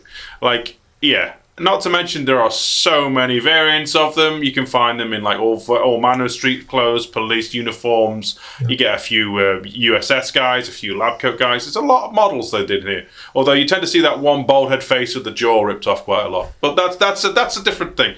That's almost like RE Engine Top. He has to be there. It's cool. I'm in agreement that this should go in S. In the sheer fact that they made zombies cool again. Like I love the Dead Rising ones you can blow apart. I love the Left 4 Dead ones you can mow down, but these ones still creep me out. I think the difference is these aren't beer and pretzel zombies where it's just, hey, I blow them apart and they're kind of fun on front bullets, the problem goes away. These are like dangerous zombies. Yeah. And I think that's the difference. They the closest we've got idea. to like Resident Evil 3 intros zombies where they just wouldn't stop. It's that. It feels like in video game form. Yeah, if you're using the pistol as well, like every single encounter with them is different because, and this is obviously because of things that the game does to the player, but you shooting them in the knee doesn't guarantee that it's always going to make them flinch. Shooting them in the head doesn't guarantee that it's always going to make them flinch. Some of them will take 3 bullets before they flinch, and you're like, and every shot just feels like it kind of means something, and also you're not sure what you're going to get. So it's like I say, I can't criticize them at all. It's like you said, Steve, the remake 3 really frustratingly like just took some of the zombies from this game and just reused them, and rather than they could have maybe done a little bit more, but and maybe turned them into fodder a little bit, but they're just perfect. Just perfect. I mean, if I get on my soapbox a little bit, the things that annoyed me about Remake 3 when it came to the zombies were they were less breakable, they were less durable anyway, and they didn't tend to be much of a threat because you were just moving forwards, whereas a lot of this has the ambush aspect where you could think one's dead, you've left it for half an hour, come back through a corridor, he's either up again or he just appears and bites you. That's lacking. They're just horde monsters that go down a lot quicker in the third game, and they don't have the damage effects which help sell the durability. Joan, dice is up, brother. I rolled a selection of 5s and 6s, so I don't know what my D4 is, but eventually I landed on a 1, so we're from hero to 0. Okay. The web spinner, a giant furry spider. I don't think it is a web spinner in this one. I think it's just called Giant Spider. What does thinking of game consoles? Is it not an intentional BOW this time? It's an accidental one, like the dog. Is that? What does the Neo Geo Monthly say? the giant tarantula. Speed 6 out of 10, strength 5 out of 10, weakness flames, damage 4 out of 10, plus poison, overall danger rating 4 out of 10. As in the first game, these are best avoided, just keep running and they can't hit you. Watch out as they work in teams to trap you if you linger. Shall I take it away? Yeah, please do. Very much like the naked zombie and the pitter-patter of their feet. Obviously, these guys win points for that. They also win points for, as they're known to do, when you destroy them, that some smaller spiders can come out of them. And it's like, beyond that, I don't really... My encounters with them when playing Resident Evil 2 are so brief that I'm just like, it's just, there's not too much for me to say. they look kind of cool, I suppose, and the dropping the poison on you from the ceiling is slightly risky. It can make life a little bit difficult. Let's see, what did I put them at? I put C, huge points for sound.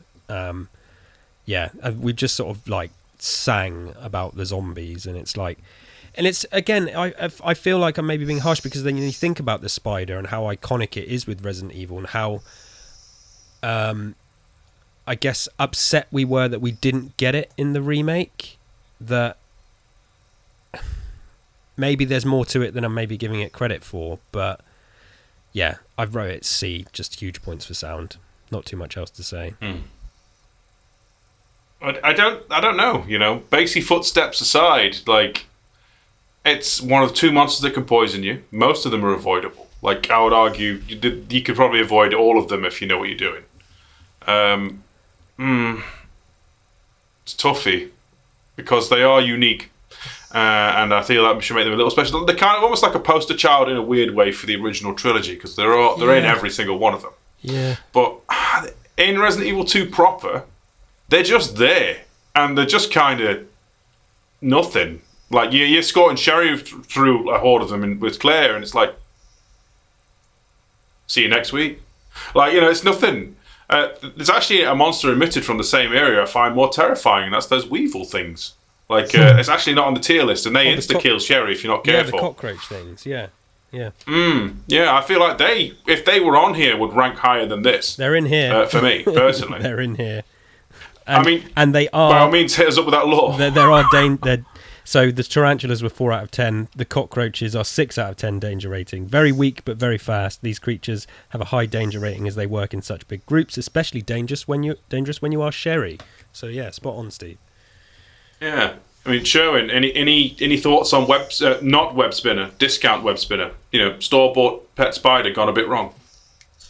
I think it's an important palate cleanser in the game when it appears. You know, when this appears, it's because the game is saying, hey, you've seen so many zombies until this point, and it's not sensible for dogs to be in the sewers or the locations where you are. You're not, and lickers, for similar reasons, I guess, could be lickers in these rooms, to be honest, but they're not for whatever reason. And, you know, there's nothing else to fit in here, like there won't be any crows or anything. So they're an important palate cleanser.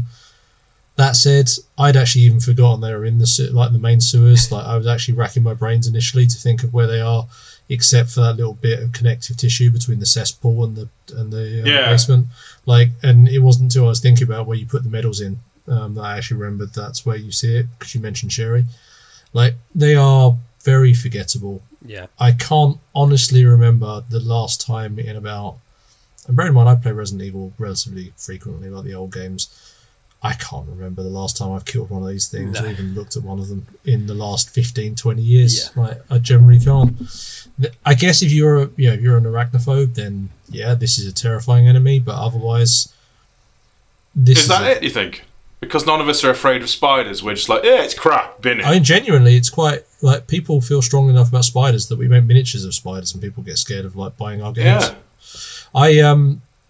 I put this in as this is like a high D / maybe a C if you guys feel strongly enough, but for me, otherwise, it's a necessary thing in there as a palate cleanser, but that doesn't necessarily mean it needed to be a spider. It could have been the weevils, it could have been whatever else. So I'm going to say high D in that it didn't live up to expectations. It's not a disappointment. It's just not the greatest. It's there because Capcom clearly had it from Resident Evil 1. Yeah. Yeah. Boom. Okay, so we're on D3s now, so this is easier. Well, it's Remake Tyrant. Oh my God! Oh, he's here to play. Mr. X himself. He is going to give it. He's lifted the spider out, the burning spider wreckage, and thrown it out of a window, and it appeared. Oh. All right. This is a long conversation. I can't go first. I feel like I'll be doing everyone a disservice if I start rambling first.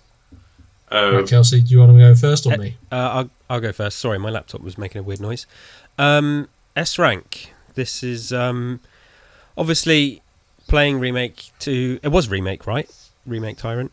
Yes, Remake Tyrant. He's here. S rank. So yeah, he's obviously the highlight of Remake 2 in many ways, particularly the first few times you play it. Terrifying, unrelenting, kind of hilarious as well. You know, memeable. This. We'll get to the other Tyrant in a minute, so I won't talk about him. But this Remake Tyrant, I think has kind of shaped a lot about Resident Evil, the Resident Evils that have come after it as well, because he was so successful. There's so many moments in the game, and not even just counting his boss fights, where he could just completely ruin your day in so many ways and terrify you. You could be chilling, having a good time, knowing that he's out there, but as soon as those footsteps start and as he bursts through the door, the second you realise that he can chase you round the typewriter in the main hall as well, where you think you might be safe, you really start to panic. I feel like there was a lot of fun poked at this Tyrant, maybe back towards the original reveals. Particularly around his hat and stuff like that, because it's, like I say, it's hilarious, but yeah, much more terrifying than the original. Does everything that the original does, but better. He's an S rank for me. I mean, he's an S rank. Like I say, I got excited doing these rankings. He's a high A or he's an S rank, because terrified me to no end when playing Remake 2. Is the sort of soulless look on his face as well. Some of the cutscenes with him are so good. He does get torn apart, obviously, in Claire's scenario, which is a shame to see. But I'm struggling to get the words out, just because I think this Tyrant creature, maybe for better or worse, has had a bigger impact on the Resident Evils that came after it as well. But he's the best. Sherwood? Yeah, this is an S. The only thing that stops this from being the absolute perfect imagining of the Tyrant for me is the Super Tyrant version of it, which looks a bit cack. Otherwise, it was such a brilliant implementation or reinvention of what the police station is and the gameplay in there when it appears. The fact that you suddenly go from, okay, I feel actually relatively at calm with this now, because I've worked out the parts of the police station where I can go, the parts of the police station where I don't need to go. I've dealt with most of the zombies. I'm on top of my ammunition and my health recovery item stuff. I'm feeling pretty good about life. Then this thing turns up, and now I'm tiptoeing everywhere. I'm not making any attacks, and it's changed the complete face of what this is. And it's only made more brilliant by the fact that I know in the aftermath of that it actually walks around looking for you. It's not, it just spawns in whenever you make some noise. It literally is walking around looking for you at all times. It's the footsteps from overhead or outside somewhere else. If you ever have that situation you may have done where you're creeping around the top and you look down and you see the Tyrant walking around through the main hall looking for you, that's utterly brilliant. Like, just the stuff that movies are made of, let alone video games. Everything that has this guy in it is cinematically brilliant. Like, it's such an amazing concept, so brilliantly executed. It really does define what the Tyrant is. The only thing I'll say about this that is bad at all, and it's not enough to drop it out of S, is that I didn't mind Chonky Tyrant, Super Tyrant. I just looked at it and was like, apart from the fact that I hate the concept of the power limiter waistcoat thing, trench coat, I hate the concept. That's just the most gonzo thing I can think of. It didn't look like the same Tyrant, because its bulk and its silhouette was so much different. It didn't feel like it's like you've got this relatively svelte, sort of quite charming looking Tyrant chasing after you, and now you've got this sort of chonky like twin brother that's had a few too many beers at the pit stop kind of thing, sort of coming after you. Take that away and it's just absolute top of S. As it is, it will happily sit there behind the liquor. I mean, there is an argument to be made for there's like a little chip in its temple in the remake that isn't present in the Super Tyrant version, that could be the limiter. It's never been proven or disproven. Depending on what day of the week you ask me, whether this version of the Tyrant or its previous incarnation, because there's various things both of them do differently from one another that are fantastic. But as far as the stalker enemy in a Resident Evil game goes, this one is like, it's writing the New Testament on the damn thing. It's better than Jack Baker. I would argue it's more fun than OG Nemesis in a lot of ways because of the sound design and its presence as opposed to set-piece nature. To the detriment of Remake Nemesis and to the detriment of Lady Dimitrescu, even though she kind of followed the same song sheet, although she just was... she barked words at you and then you just walked past her. It wasn't quite as intimidating as stone-faced killer you could hear walking around the building. Great introduction. It just crushes a bench, presses a helicopter into a corner and then walks at you. Sadly gets one-shotted by Birkin, but admittedly there's kind of lots of different working parts why that is both an awesome and a shameful scene for me. One of the best Tyrants I've ever seen. And even including I feel like it's almost a weird homage to the original Tyrant in RE1 more than it is the original Super Tyrant. It's a shame that we haven't got both forms as separate things, because I would argue that base form Remake 2 Tyrant is better than most other forms of Tyrant if we had all of them here. Definitely yes. I would argue it's better than the Liquor. It had memes and yet terrified the living daylights out of me. It even got its own rap theme tune thanks to the internet. DMX, rest in peace. Let's go on top of S, Steve. I just remember when he appeared, because obviously I had the original ingrained in my mind where he's a bit more scripted. When I realised what was going on when I was playing Remake 2 and he was following me through doors, I would pause the game and I would just be like, how are they expecting me to play this game? What am I supposed to do?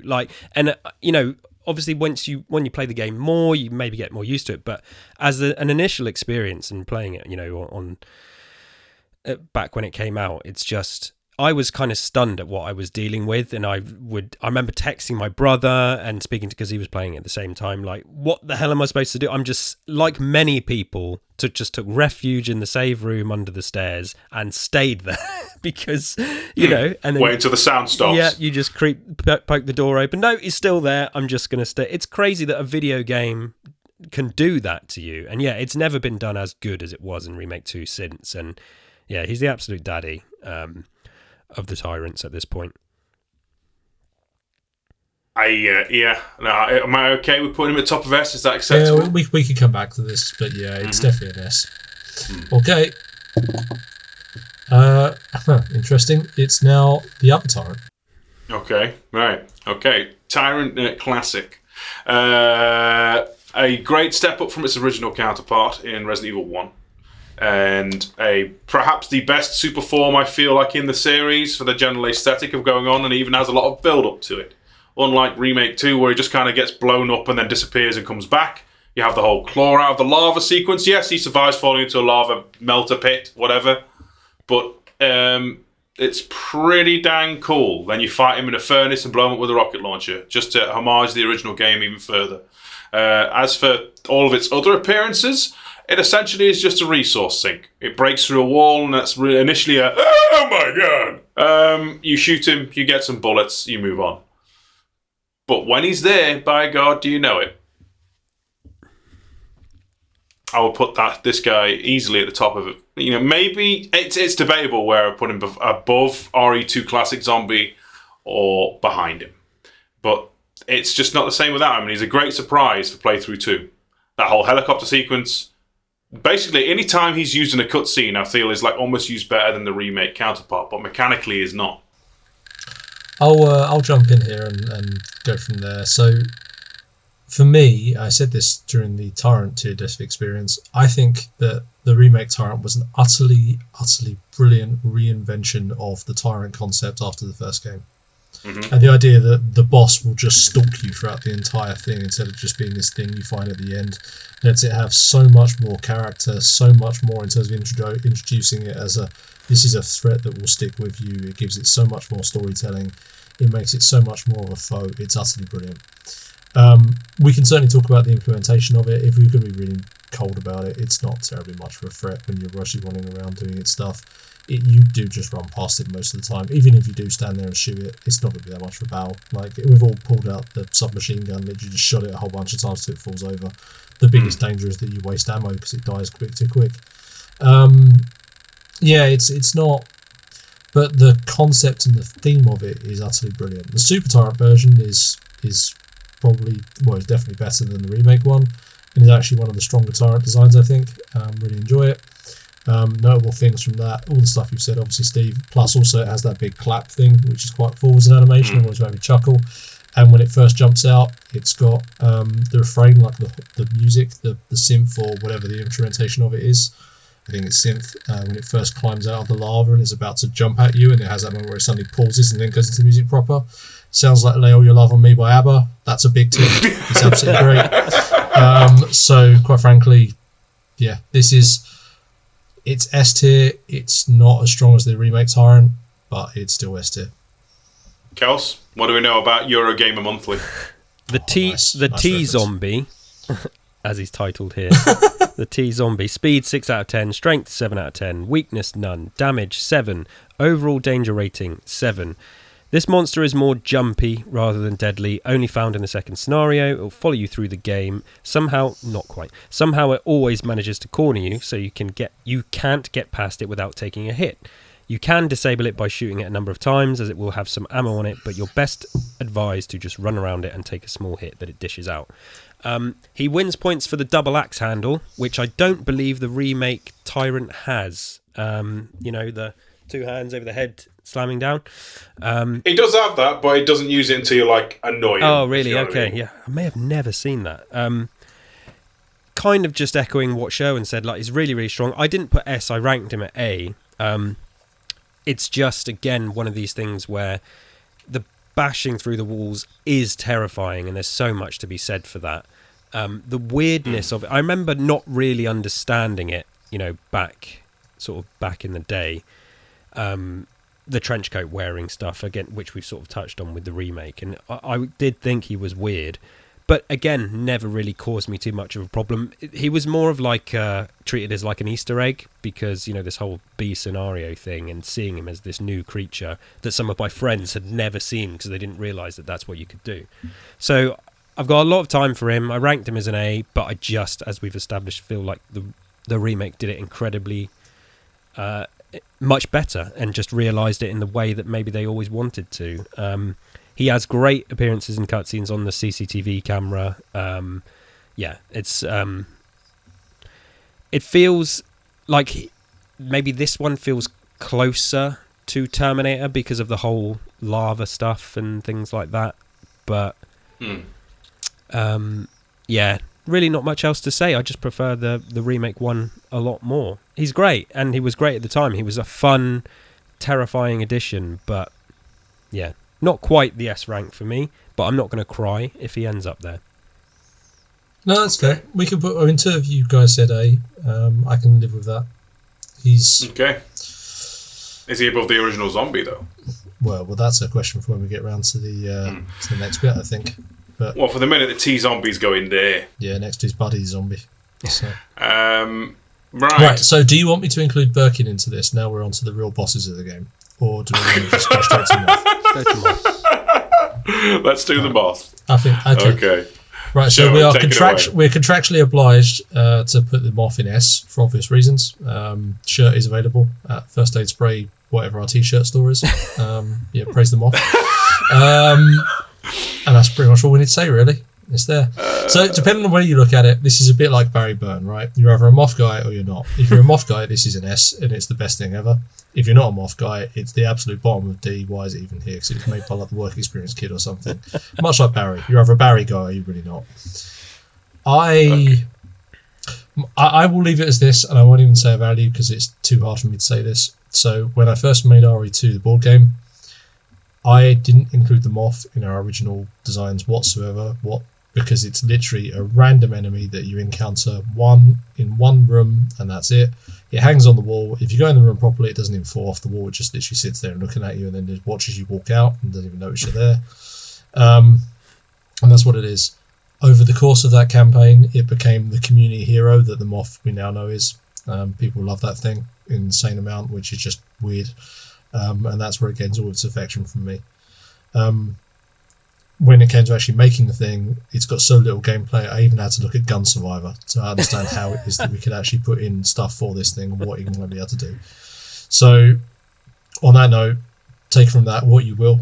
You can take that there's a lot of lip service to how awesome the Moth became as part of its own praised legend, but outside of that, it's utterly crap. So okay, I now yield the floor. I have to hear what was in the magazine, Kels. Yeah. Come on, give it to me. The opening line is funny, but so yeah, giant Commodore Moth, Digest, giant Moth, speed 4, strength 7, weakness flames, damage 6, overall danger rating 6 out of 10, which feels quite high. The blurb says, a strange one this. when it attacks, it just crawls up your body and starts chewing your face. Sweet. Weak against all flame weapons. It shouldn't cause you too many problems. This picture is so good. Yeah. It's on the door. Absolutely love that picture. God tier, as we've established. The G tier, which goes above S. The Moth is... I mean, it's this classic thing, and Si has mentioned this a lot in the past, this notion of Resident Evil just taking things and making them bigger, which we've seen a bit today. Charming, completely useless. Can you play the game without even going in this room, or am I mistaken? You don't. Depending on the scenario. Yeah. You may not even see it. So the fact that they put effort into something that moves and actually does stuff that you may not even see is quite impressive. Moths are weird. I mean, we know this. They can be pretty big even in their not, BOW form. The patterns, the skull patterns, the weird sort of, the notion that they spin silk. I do love a moth in real life. So I'm not going to be too harsh. If I'm going to be sincere with my ranking, I think looking at things like the alligator, which frustrates me and offends me, the Moth ranks higher. So I'm not going to put it in an S tier, but I'd be quite happy with the Moth sitting comfortably in the middle, because I just think it has this mysterious presence that no one, and maybe not even people at Capcom, can tell us that we're wrong about its importance in the universe of Resident Evil, because it's just taken on its own thing now. And this is First Aid Spray's tier death experience. Meme. This is, no one can tell us we're wrong. I'd be fine with him sincerely being comfortably in the middle, but equally fine with, as I said, just creating a whole new tier and putting him above everything. So... Yeah, it's our spirit animal. Yeah. It's literally that simple. I'm going to make it easier for everybody. Praise the Moth is in delineation to the Resident Evil 2 board game. This Moth is from Resident Evil 2, the video game. They don't have to be the same creature. Okay, so demon. Got it. Yeah, we don't have to praise all moths. All moths are not created equally. Some are false idolaters. But that being said, Kels did point out something. This is technically the first optional super boss in a Resident Evil game. Yes, this super boss dies in 2 shotgun blasts. What of it? But you can go in it to get extra loot and find that extra one room with the 1.5 music if you fight it twice. Oh God! The fact that memes aside, they put more effort in with this than they did with the alligator. The rooms kind of got its own. Moths aren't drawn to dark, spooky rooms, but this particular one was, and built a computer nest. We missed somebody. And it also has its sidekick, the maggots. Yep. I was going to say they're not actually on our list today, but the maggots: speed 1 out of 10, strength 1 out of 10, weakness anything, damage 3 out of 10, overall danger rating 1 out of 10. These should never hit you unless you try to kill them. Just keep moving, and you'll hardly even notice they're there. So, yeah. I didn't know the super boss has its own unique sidekick ads as well. So, On the nature of that alone, I'm going to put it above the original Crocodile. And this is executive host decision. I've got the mouse. You can't stop me. All right. I know you both said D. I'm staying disconnected. No, yeah, from this. I said sincerely comfortably in the middle, but this is a First Aid Spray TDE, and really it should belong in its own tier, and I stand by that. Yep. What kind of channel are we nod. if we preach something for years and then we just throw our values in the bin for the sake of one ranking list? One video. This isn't Resident Evil 2 the board game tier No, list. but it's not though. It's, The Moth the transcends board games, video games, T-shirts, merchandise. It transcends. So yeah. Okay, It's a cult. there. There you go. We've got it on there for the screenshot, so they can put it on the thumbnail, and we can all be like, ha ha ha ha. Okay, But leave we it know there. we know where it's really going to be. Yeah, sure. But for the But moment, where you it's can leave going it to sit and where it's going to be are two different things. You know, it's meant to be there, but it's there. there. Yeah, Okay. that's fine. Hashtag praise the moth. That's See, right, if the praise moth- that. I believe it's Teespring with a t-shirt. If the moth sits in the middle, technically you could say everything else is revolving around it. You know, because it's The moth has become the flame. Yeah. The center of the Okay. universe is the moth. Oh my goodness. All right. Yeah. No. Under duress. That's where it's sitting. Right. So we should probably do the Birkins in order, right? Yeah. Okay. Who's going first? I feel like we need to have the we need the Nintendo Power Law. We need the Sega Games Master stuff. Go on. We have hang on, 1, 2. So here we just have. I know we're ranking them just on their own, but there is a Birkin 1 and there is a Birkin 2. Why would they not have? What? So We they have call it- 3, so 4, they and call 5. it I'm amazed they don't call it G-Zombie. Yeah. Yeah, no, they just have Birkin 1 and 2 in here. Okay, we'll save 2 for the remake, just for the fun of it. Yeah, okay. Birkin 1. That's logic. Speed 5 out of 10. Strength 8 out of 10. Weakness acid. Damage 6 out of 10. Overall danger rating 8 out of 10. The first of William Birkin's mutations. This one is similar to the Tyrant from the first game. He just walks around after you, slashing when you get close. Scary but not too tricky. This is one of my favourite, but this is the one on the train. Sorry, the... What's it called? The platform. Yeah, You mean? the platform.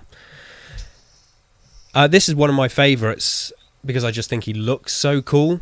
And for some reason, like I have this image ingrained in my head of because the custom shotgun is always like one of my weapons of choice. And this battle, although it's such a weird boss arena because it's basically like a thin line with two little bits at the end. Which is kind of rare to see. If you don't know what you're doing, you can be in big trouble. But I love this sequence of the game so much, and I just wanted to shout. I'm glad they used. They've got Leon in his tank top outfit as well, which is usually what I would wear. Birkin 1 for original. Birkin. Sorry, as a whole for original, I've put as S. I've just put that out there. I think I've often said like. The Tyrant from the original Resident Evil, visually, I really, really enjoy because there's something quite like that sort of clean, elegant nature about it is really creepy, and it's one of my favourite designs in Resident Evil. But when I think of Birkin and everything that comes with him, the family story, the different mutations, the different boss arenas, the sounds, it's just... Yeah, I mean, it's almost cheating, I think, to group them all together as one, I suppose. But I think if I added them all up in my head, it's an S rank. I'm very much in the same boat. Like, I love the way they transform. I love the lore of the man, the monster, Seeing the slow devolution of his form from man to demon thing to blob and those in between. There was a dog there for some reason. Generally speaking, like quintessential Resident Evil monster. If there's ever a monster you have to recurringly fight throughout a game, I'm glad it's this one. You get to see it basically change in shape as you battle it. We haven't really touched much on this. I wasn't touching it with the liquor, but the fact that a lot of the Resident Evil 1 monsters are generally speaking either movie pastiche monsters that have been borrowed or pinched, including the Tyrant. That's basically a reference to Judge Dredd. The big super drudge they were going to make in Judge Dredd. Birkin and the Licker, I suppose, are entirely unique. They're not... he does become basically a discount version of the Thing. But initially, a giant man with an eyeball on his shoulder and he's infesting people. The eye, not man. quite, Yeah. Best Resident Evil villain. Like, as a thing throughout the game. I know Wesker's got all the many, many games of lore. Birkin had one. For me, this is if it's not top of S, it's near. Like especially when you put all the forms together. There are some forms, like there are delineations between this and its remake counterpart. Basically, you have one that's a dog G, and one that's a 3.5 version of the previous form melting apart. We'll get into it in terms of aesthetics, I suppose. But for now, I will put this guy in S. Sherwin, what do you think? Yeah, I don't disagree. The storytelling for Birkin is fantastic.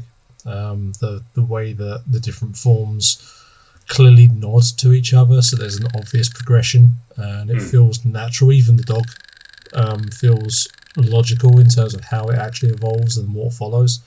So yeah, I think it's just utterly brilliant. Like the visceral way that by the end there's nothing left of the creature, the human that was this thing. It's just morphed into this absolute mess of muscle and everything else, and it is just random spikes of bone and muscle and glistening mess and tissue. It's fantastic. Very creepy the way he's trying to run around and impregnate his own daughter with his seed, which is kind of creepy, but that adds to the terrifying nature of what this thing is. It's just Birkin is exceptional. It's arguably the point where the Resident Evil series starts to go quite gonzo in what it does. Took the words out of my mouth. It's that point where it start like, if you were to look at kind of the evolution of the games, and there's obviously a cut-off point, and depending on who you are, you're either going to make that RE4 or Code Veronica, but the point where the game kind of jumps the shark in its own way, like to conventional wisdom. Arguably, this is the first tones of that, but it's done in such a tasteful, meaningful, and well-developed way. You kind of never noticed it at the time, and looking back on it, go, do you know what? Yeah, but it makes sense, because it is something where the whole narrative it is just this endlessly evolving, mutating creature that's trying to recover from all this damage it's sustained, and that's causing explosive growth and just exponential mess. And that's, I think, that by nature of what it is, is very much a unapologetic way of justifying that, and I think it works. So yeah, I'm with you. I think this is an S. We'll talk about when we get to our S's. I don't want to worry about ordering it at this stage, but we'll talk about where it lands in the S's. But it's an S. And that leaves us with Remake Tyrant, Remake Birkin.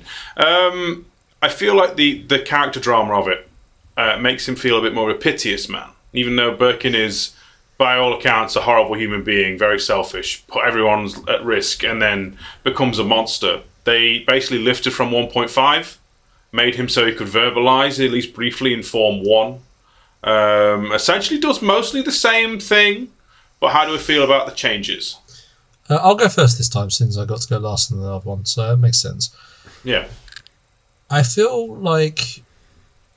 Obviously, it looks fantastic. I should start off with this. I think Birkin looks fantastic. I think they did it very well. It certainly wasn't a disappointment when he came on the screen or anything else like that.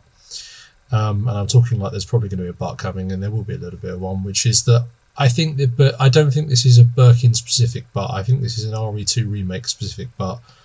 The storytelling in RE2 remake relied far too much on players having played the original game and knowing what the story was. I've talked about this before. Claire doesn't actually introduce herself to Sherry. They don't actually learn what each other's names are in any of the cutscenes. They just know at one point. They just call themselves Claire and Sherry. Like there's no actual. If you just met this little girl in this sort of horrific zombie situation, you're trying to befriend her, the first thing you'd probably say to her, hey little girl, what's your name? Which Claire doesn't do whatsoever. Like the time that she actually discovers what Sherry's name is around about the point where Irons calls her Sherry. Until then, there's no communication of that whatsoever. And that for me is a really good example of just how much RE2 doesn't go to pains to try and tell its story, because it assumes everyone knows what Resident Evil 2 story is. Maybe that's okay, by the way, but the point being that, side note of that, is that I think Birkin in the remake suffers in the same way as the main story arc. Birkin gets not as much character development, so you're kind of left to join the dots more yourself. I think that the design of the actual enemy, the actual enemy skins at the different stages, they're a little bit harder too to see the bits where they connect to each other. Yeah. That said, I still think Birkin is fantastic in those games.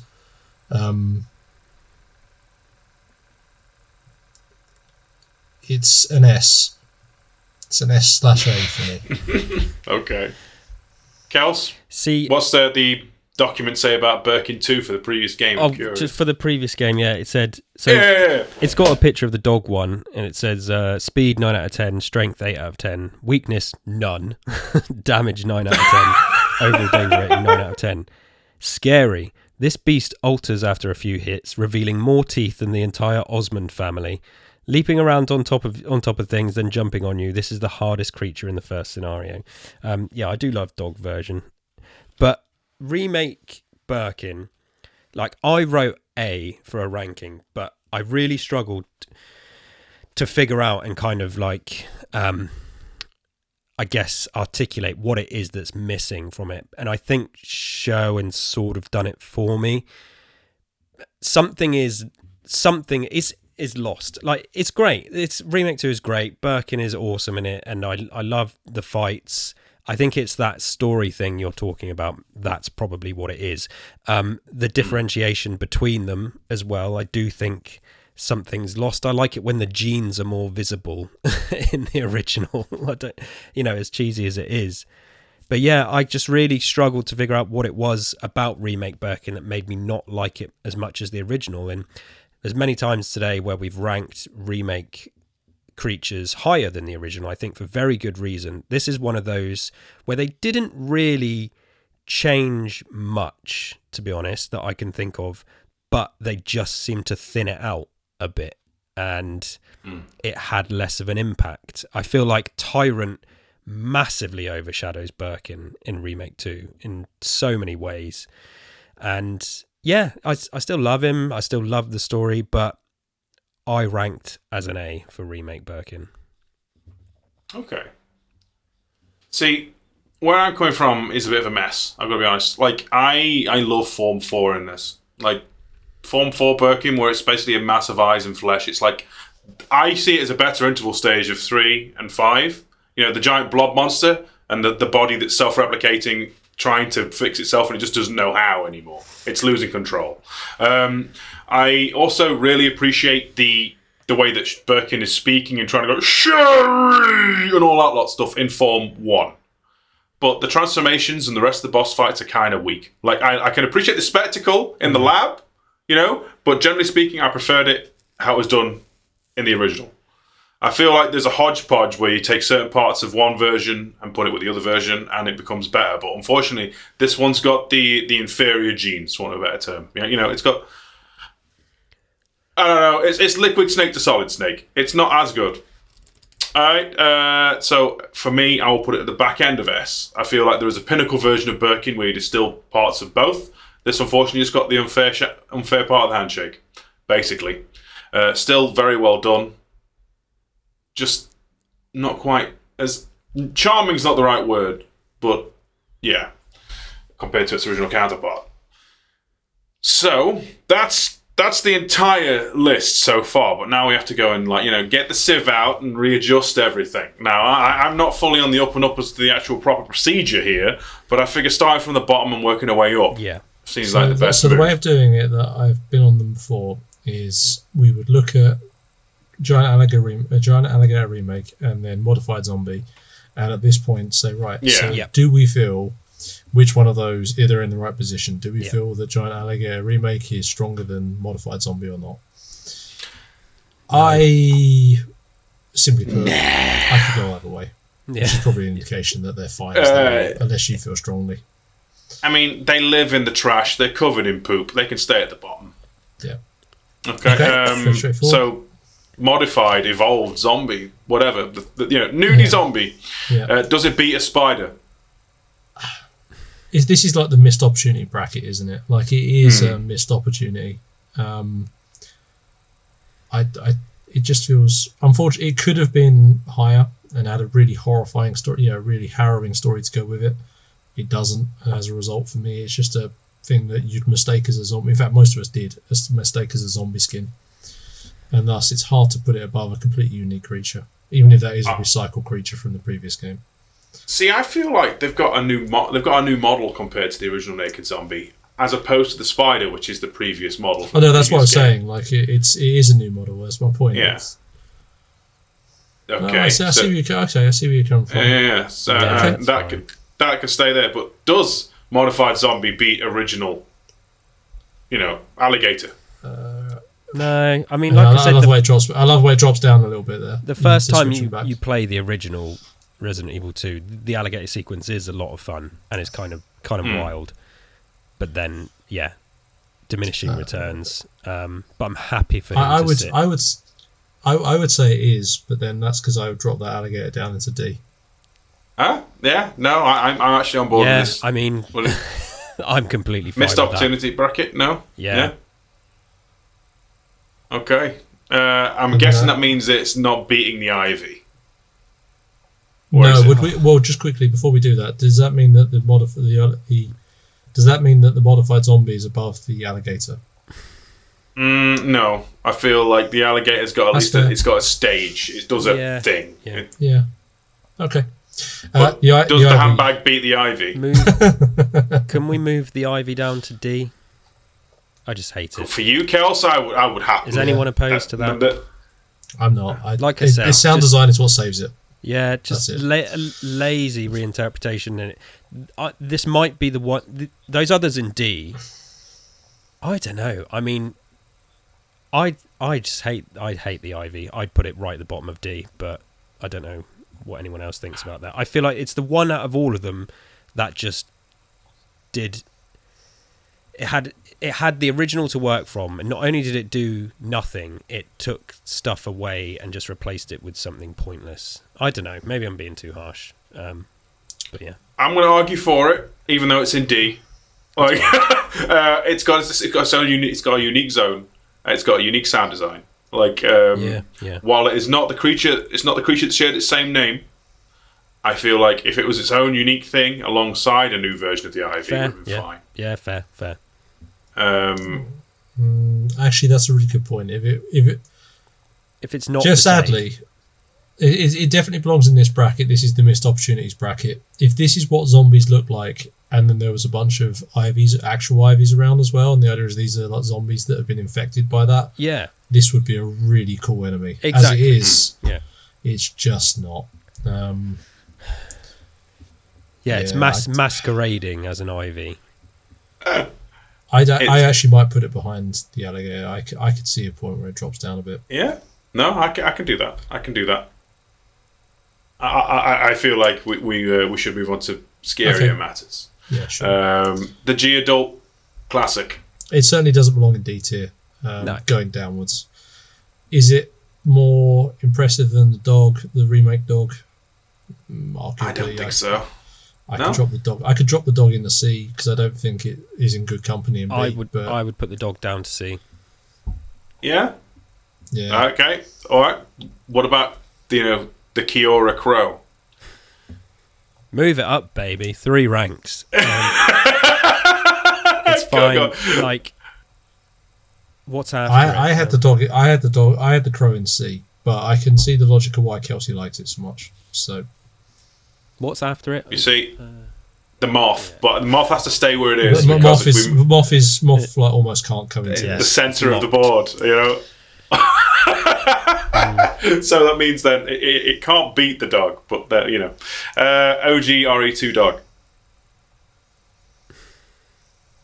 What's that next to the dog? Oh, it's the new G-Adult, the new G-Adult. I think the G fine where it is. Yeah. Yeah, it's a run-of-the-mill type of enemy, isn't it? That's fine. See, I would argue the G-Adult should replace the Evolved Liquor, but that's just me. I can see that. That it has its own ecosystem. It's a boss fight that's now been, technically D-ranked, but does more with it. Well, it's ultimately it's hard to argue that something which is a reskin to make it a bit more scary version of the original creature at the end of the game is higher than a unique enemy. Yeah. I don't necessarily know that. I don't know that pushes the G mutant up. I should say, to A tier as much as it Oh, drops. no. I think like that's that. right. Bring the clawed liquor, Yeah. the evolved liquor Yeah. down, and it puts Okay. it behind. And the then Geodol. just then Yeah, the moth obviously, magically we beats the adapt dog them for off. reasons. We adapt them off as we go. Yes, Yeah. has to be done. Classic Ivy versus original liquor. No, there's no way that goes above. I mean, I'd love to watch that death battle. I'm but, actually that's beside the point. kind of stunned at how high the Ivy has landed. It was lucky to be an early one. Yeah. That's the strength of what it had. But it's unique. It's a Triffid. We don't get many of those. The B movie stuff just really sells it for me. Strong. The foundation of B movie. Not to be confused with B movie, a film starring Steve Guttenberg. Well, there you go. Other films are Right. available. I thought it starred Jerry Films are available. Seinfeld, didn't it?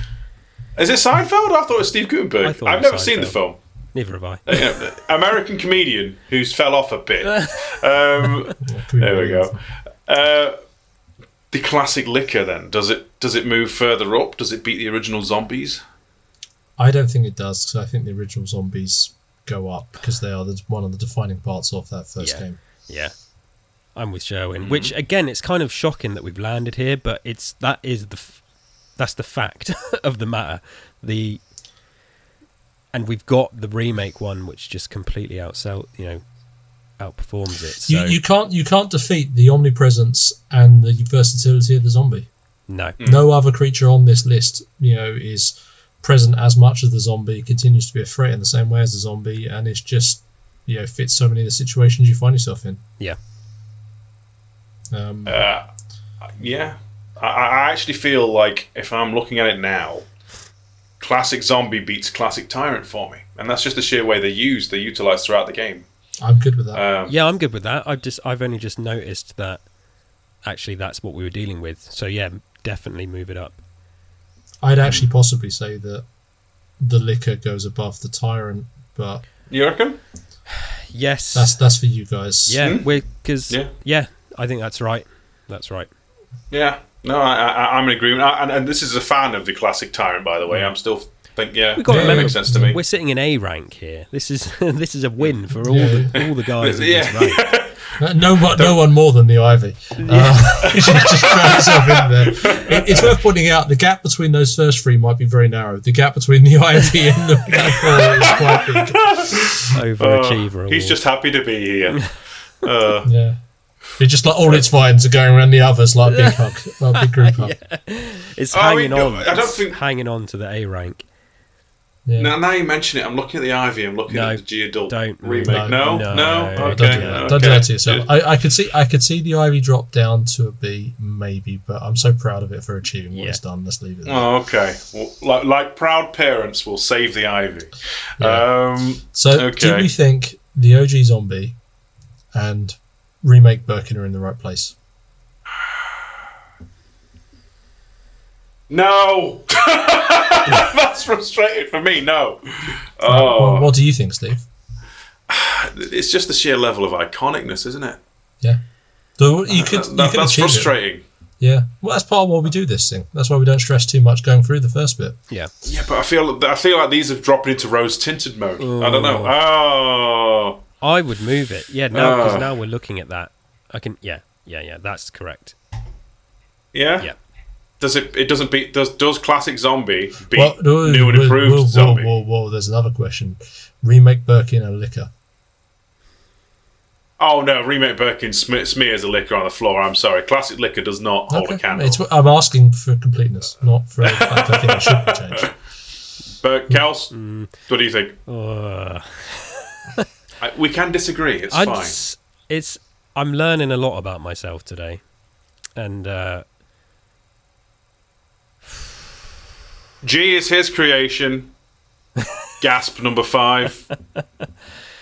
I could drop that Birkin down to A. I think we should. See, I'm fine with that. Yeah, I'm fine with that. Yeah, that's I'm good with that. Yeah. Okay. Yeah, okay. and then the remake liquor was just so far improved that old liquor stays where he is. Yeah. Yeah. Very much so. These two, mostly- zombies, I think, are in the right place. Mostly, I feel like we're almost locked in at this point, but I will delineate between. So we're thinking classic zombie does not beat Neo Zombie, even though this one snowboards, specifically Zombie Cop snowboards. No, like okay. so many favors are done for me that the classic one came first, and within the context of that time, it's so amazing and so impressive. The mobs, how many, and just the way they dumped them on you. But yeah, the remake zombies are just. They are everything I think you want. As impressive as it is in the original, I think the remake zombies are everything you want from a zombie in a video game. Irrelevant of era and technology. I think they've got very different energies, and that doesn't detract from either of them. There's just a different tone to what it is. Yeah. Remake zombies are ferocious. They are vicious. They are these feral creatures that have been that have just been trapped in this place and just want to kill you. Original zombies are these mournful, tragic souls that were caught up in this thing. Right from the way when you hit them and kind of moan, versus these snarls and everything else.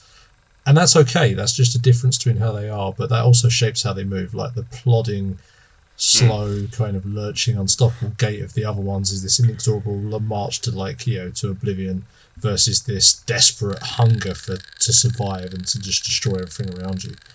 And I think the latter lends itself to being more exciting gameplay, which is what pips it for me. Yeah, well said.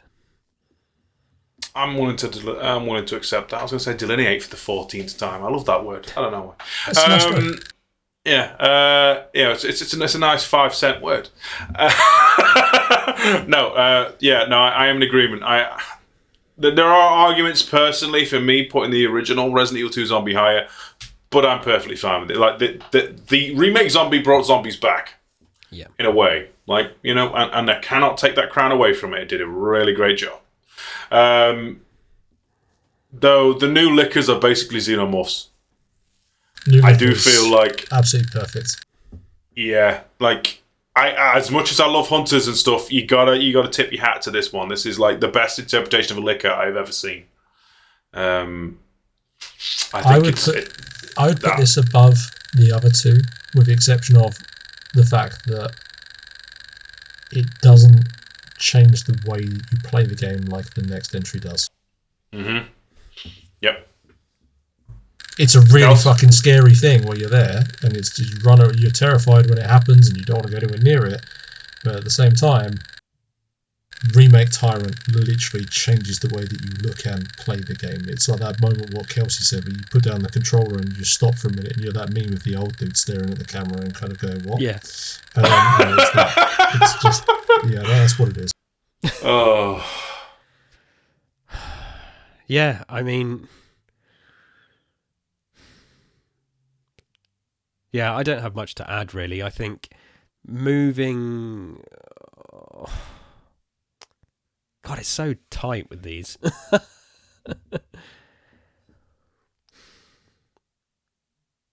I would move. No. Oh God, I don't know. See, I don't think Licker's beating Tyrant. I really don't. I think it has to go above the zombie.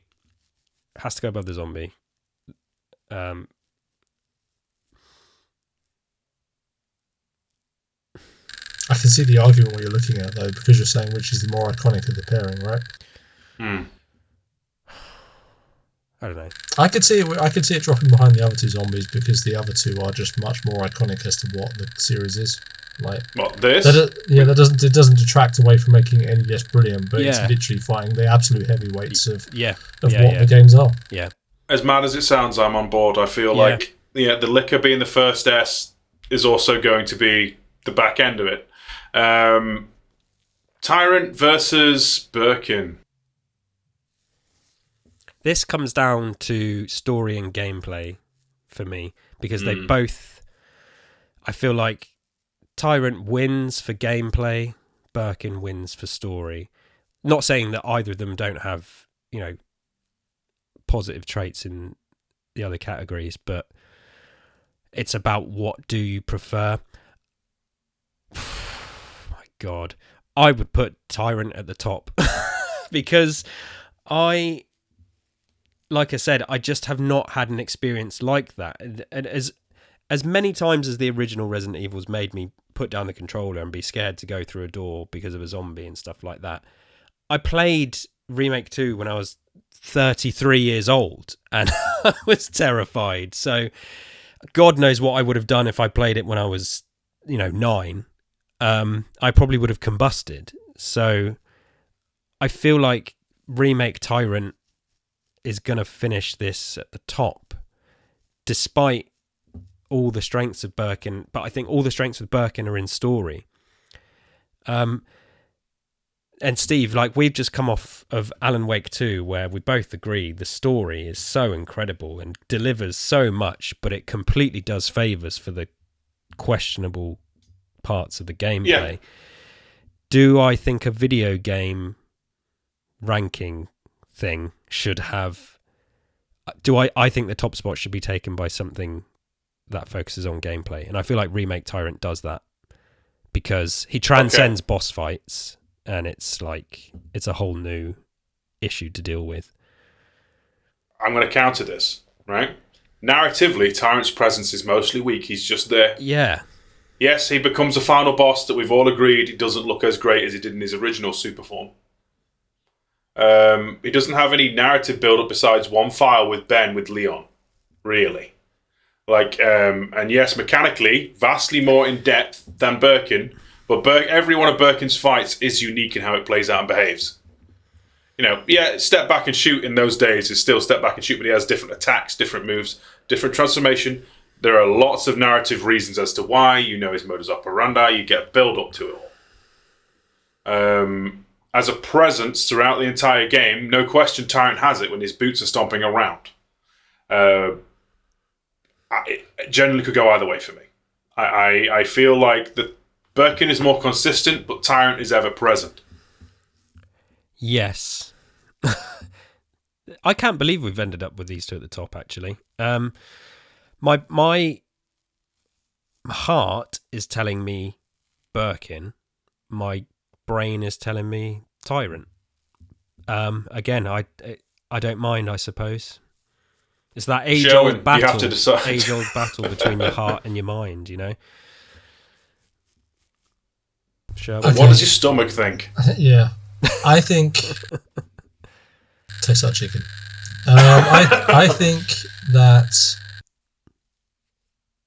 the Tyrant has this incredible presence in the remake.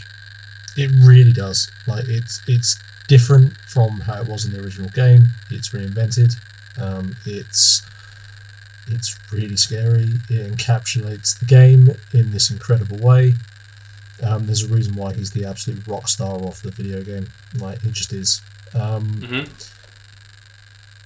It changes the way that you look at the location that you're in, even the locations. It is an ever-present threat. We are ultimately talking about the end boss. Both of them are end bosses effectively, so yeah. It is what it is. It changes the way that you interact with the game. It makes you listen for things. It makes you approach different enemies in different situations in different ways. It makes you very scared. For all those reasons, it's solid. Even when it dies and it's ripped apart by new Birkin, by Birkin in the remake, that's a really scary moment. The explosive power of Birkin can destroy this unrelenting creature thundering after you. Yeah. It doesn't have much narrative thing, but then I think Resident Evil 2 suffers from that, and that's not necessarily a Tyrant thing. That's just a Resident Evil 2 remake thing. It doesn't have a narrative introduction as to why it's there or anything else. It does suffer because I think the end version design of it, the Super Tyrant, is just not as good. I think it looks Outbreak good, i.e. not good. So that's settled it. That's a thing. However, I was going to say, Birkin, I don't think gives you anywhere near that same level of impact to your gameplay. No. He's much more an end boss. Yeah. Yeah. However, they both could take the top spot for different reasons. However, the story impact of Birkin is the whole game is built around Birkin, realistically. Yeah. You're right. And one thing that Birkin does, which for me it's a small thing, but it's one of the few times it manages to achieve it, is Birkin is the one thing that actually works when you look at the A playthrough and the B playthrough and you see the different evolution of them. You see Birkin stage 1 in the B playthrough. You don't get that when you first meet Birkin at stage 2 in the A playthrough. You see Birkin stage 3 in the A playthrough. Then you go to 4 for the A play. You get 3.5 in the A playthrough. You get 4 in the B playthrough. You get 5 in the B playthrough. Like, Birkin is actually the one thing that, unlike a lot of the other stuff in the B playthrough, which is absolutely brilliant as a concept, but is a flawed demonstration because you do explode the water tank twice, you do other stuff like that. Birkin is the one thing where it actually intertwines between the two and ties it together in a meaningful way and tells a story that goes across both of those things. And I think that's a really good example of how Birkin's presence elevates that experience, because it does mean that the whole thing is interwoven much more. And that's, if we look at it, that's what stops Resident Evil 2, as brilliant as it is, from being the new Resident Evil game where you're running for a big building, scared, filled with zombies, and trying to get out and blow something up when the self-destruct system starts. It's discovering the story of what that is. It's ending the threat of that creature. It's basically taking the scales and moving up. Because you think about the first game, I discovered Tyrant was a thing at the end of the game, and 5 minutes later I've killed it. Like, that's what it was. In this case, here's Birkin. Oh wow, I need to deal with that thing. The whole game is really dealing with that thing, as well as escaping. It's making sure there's this monstrous thing that can't stop following you, doesn't step out of it. I don't think Tyrant has that level of engagement. No, you're correct.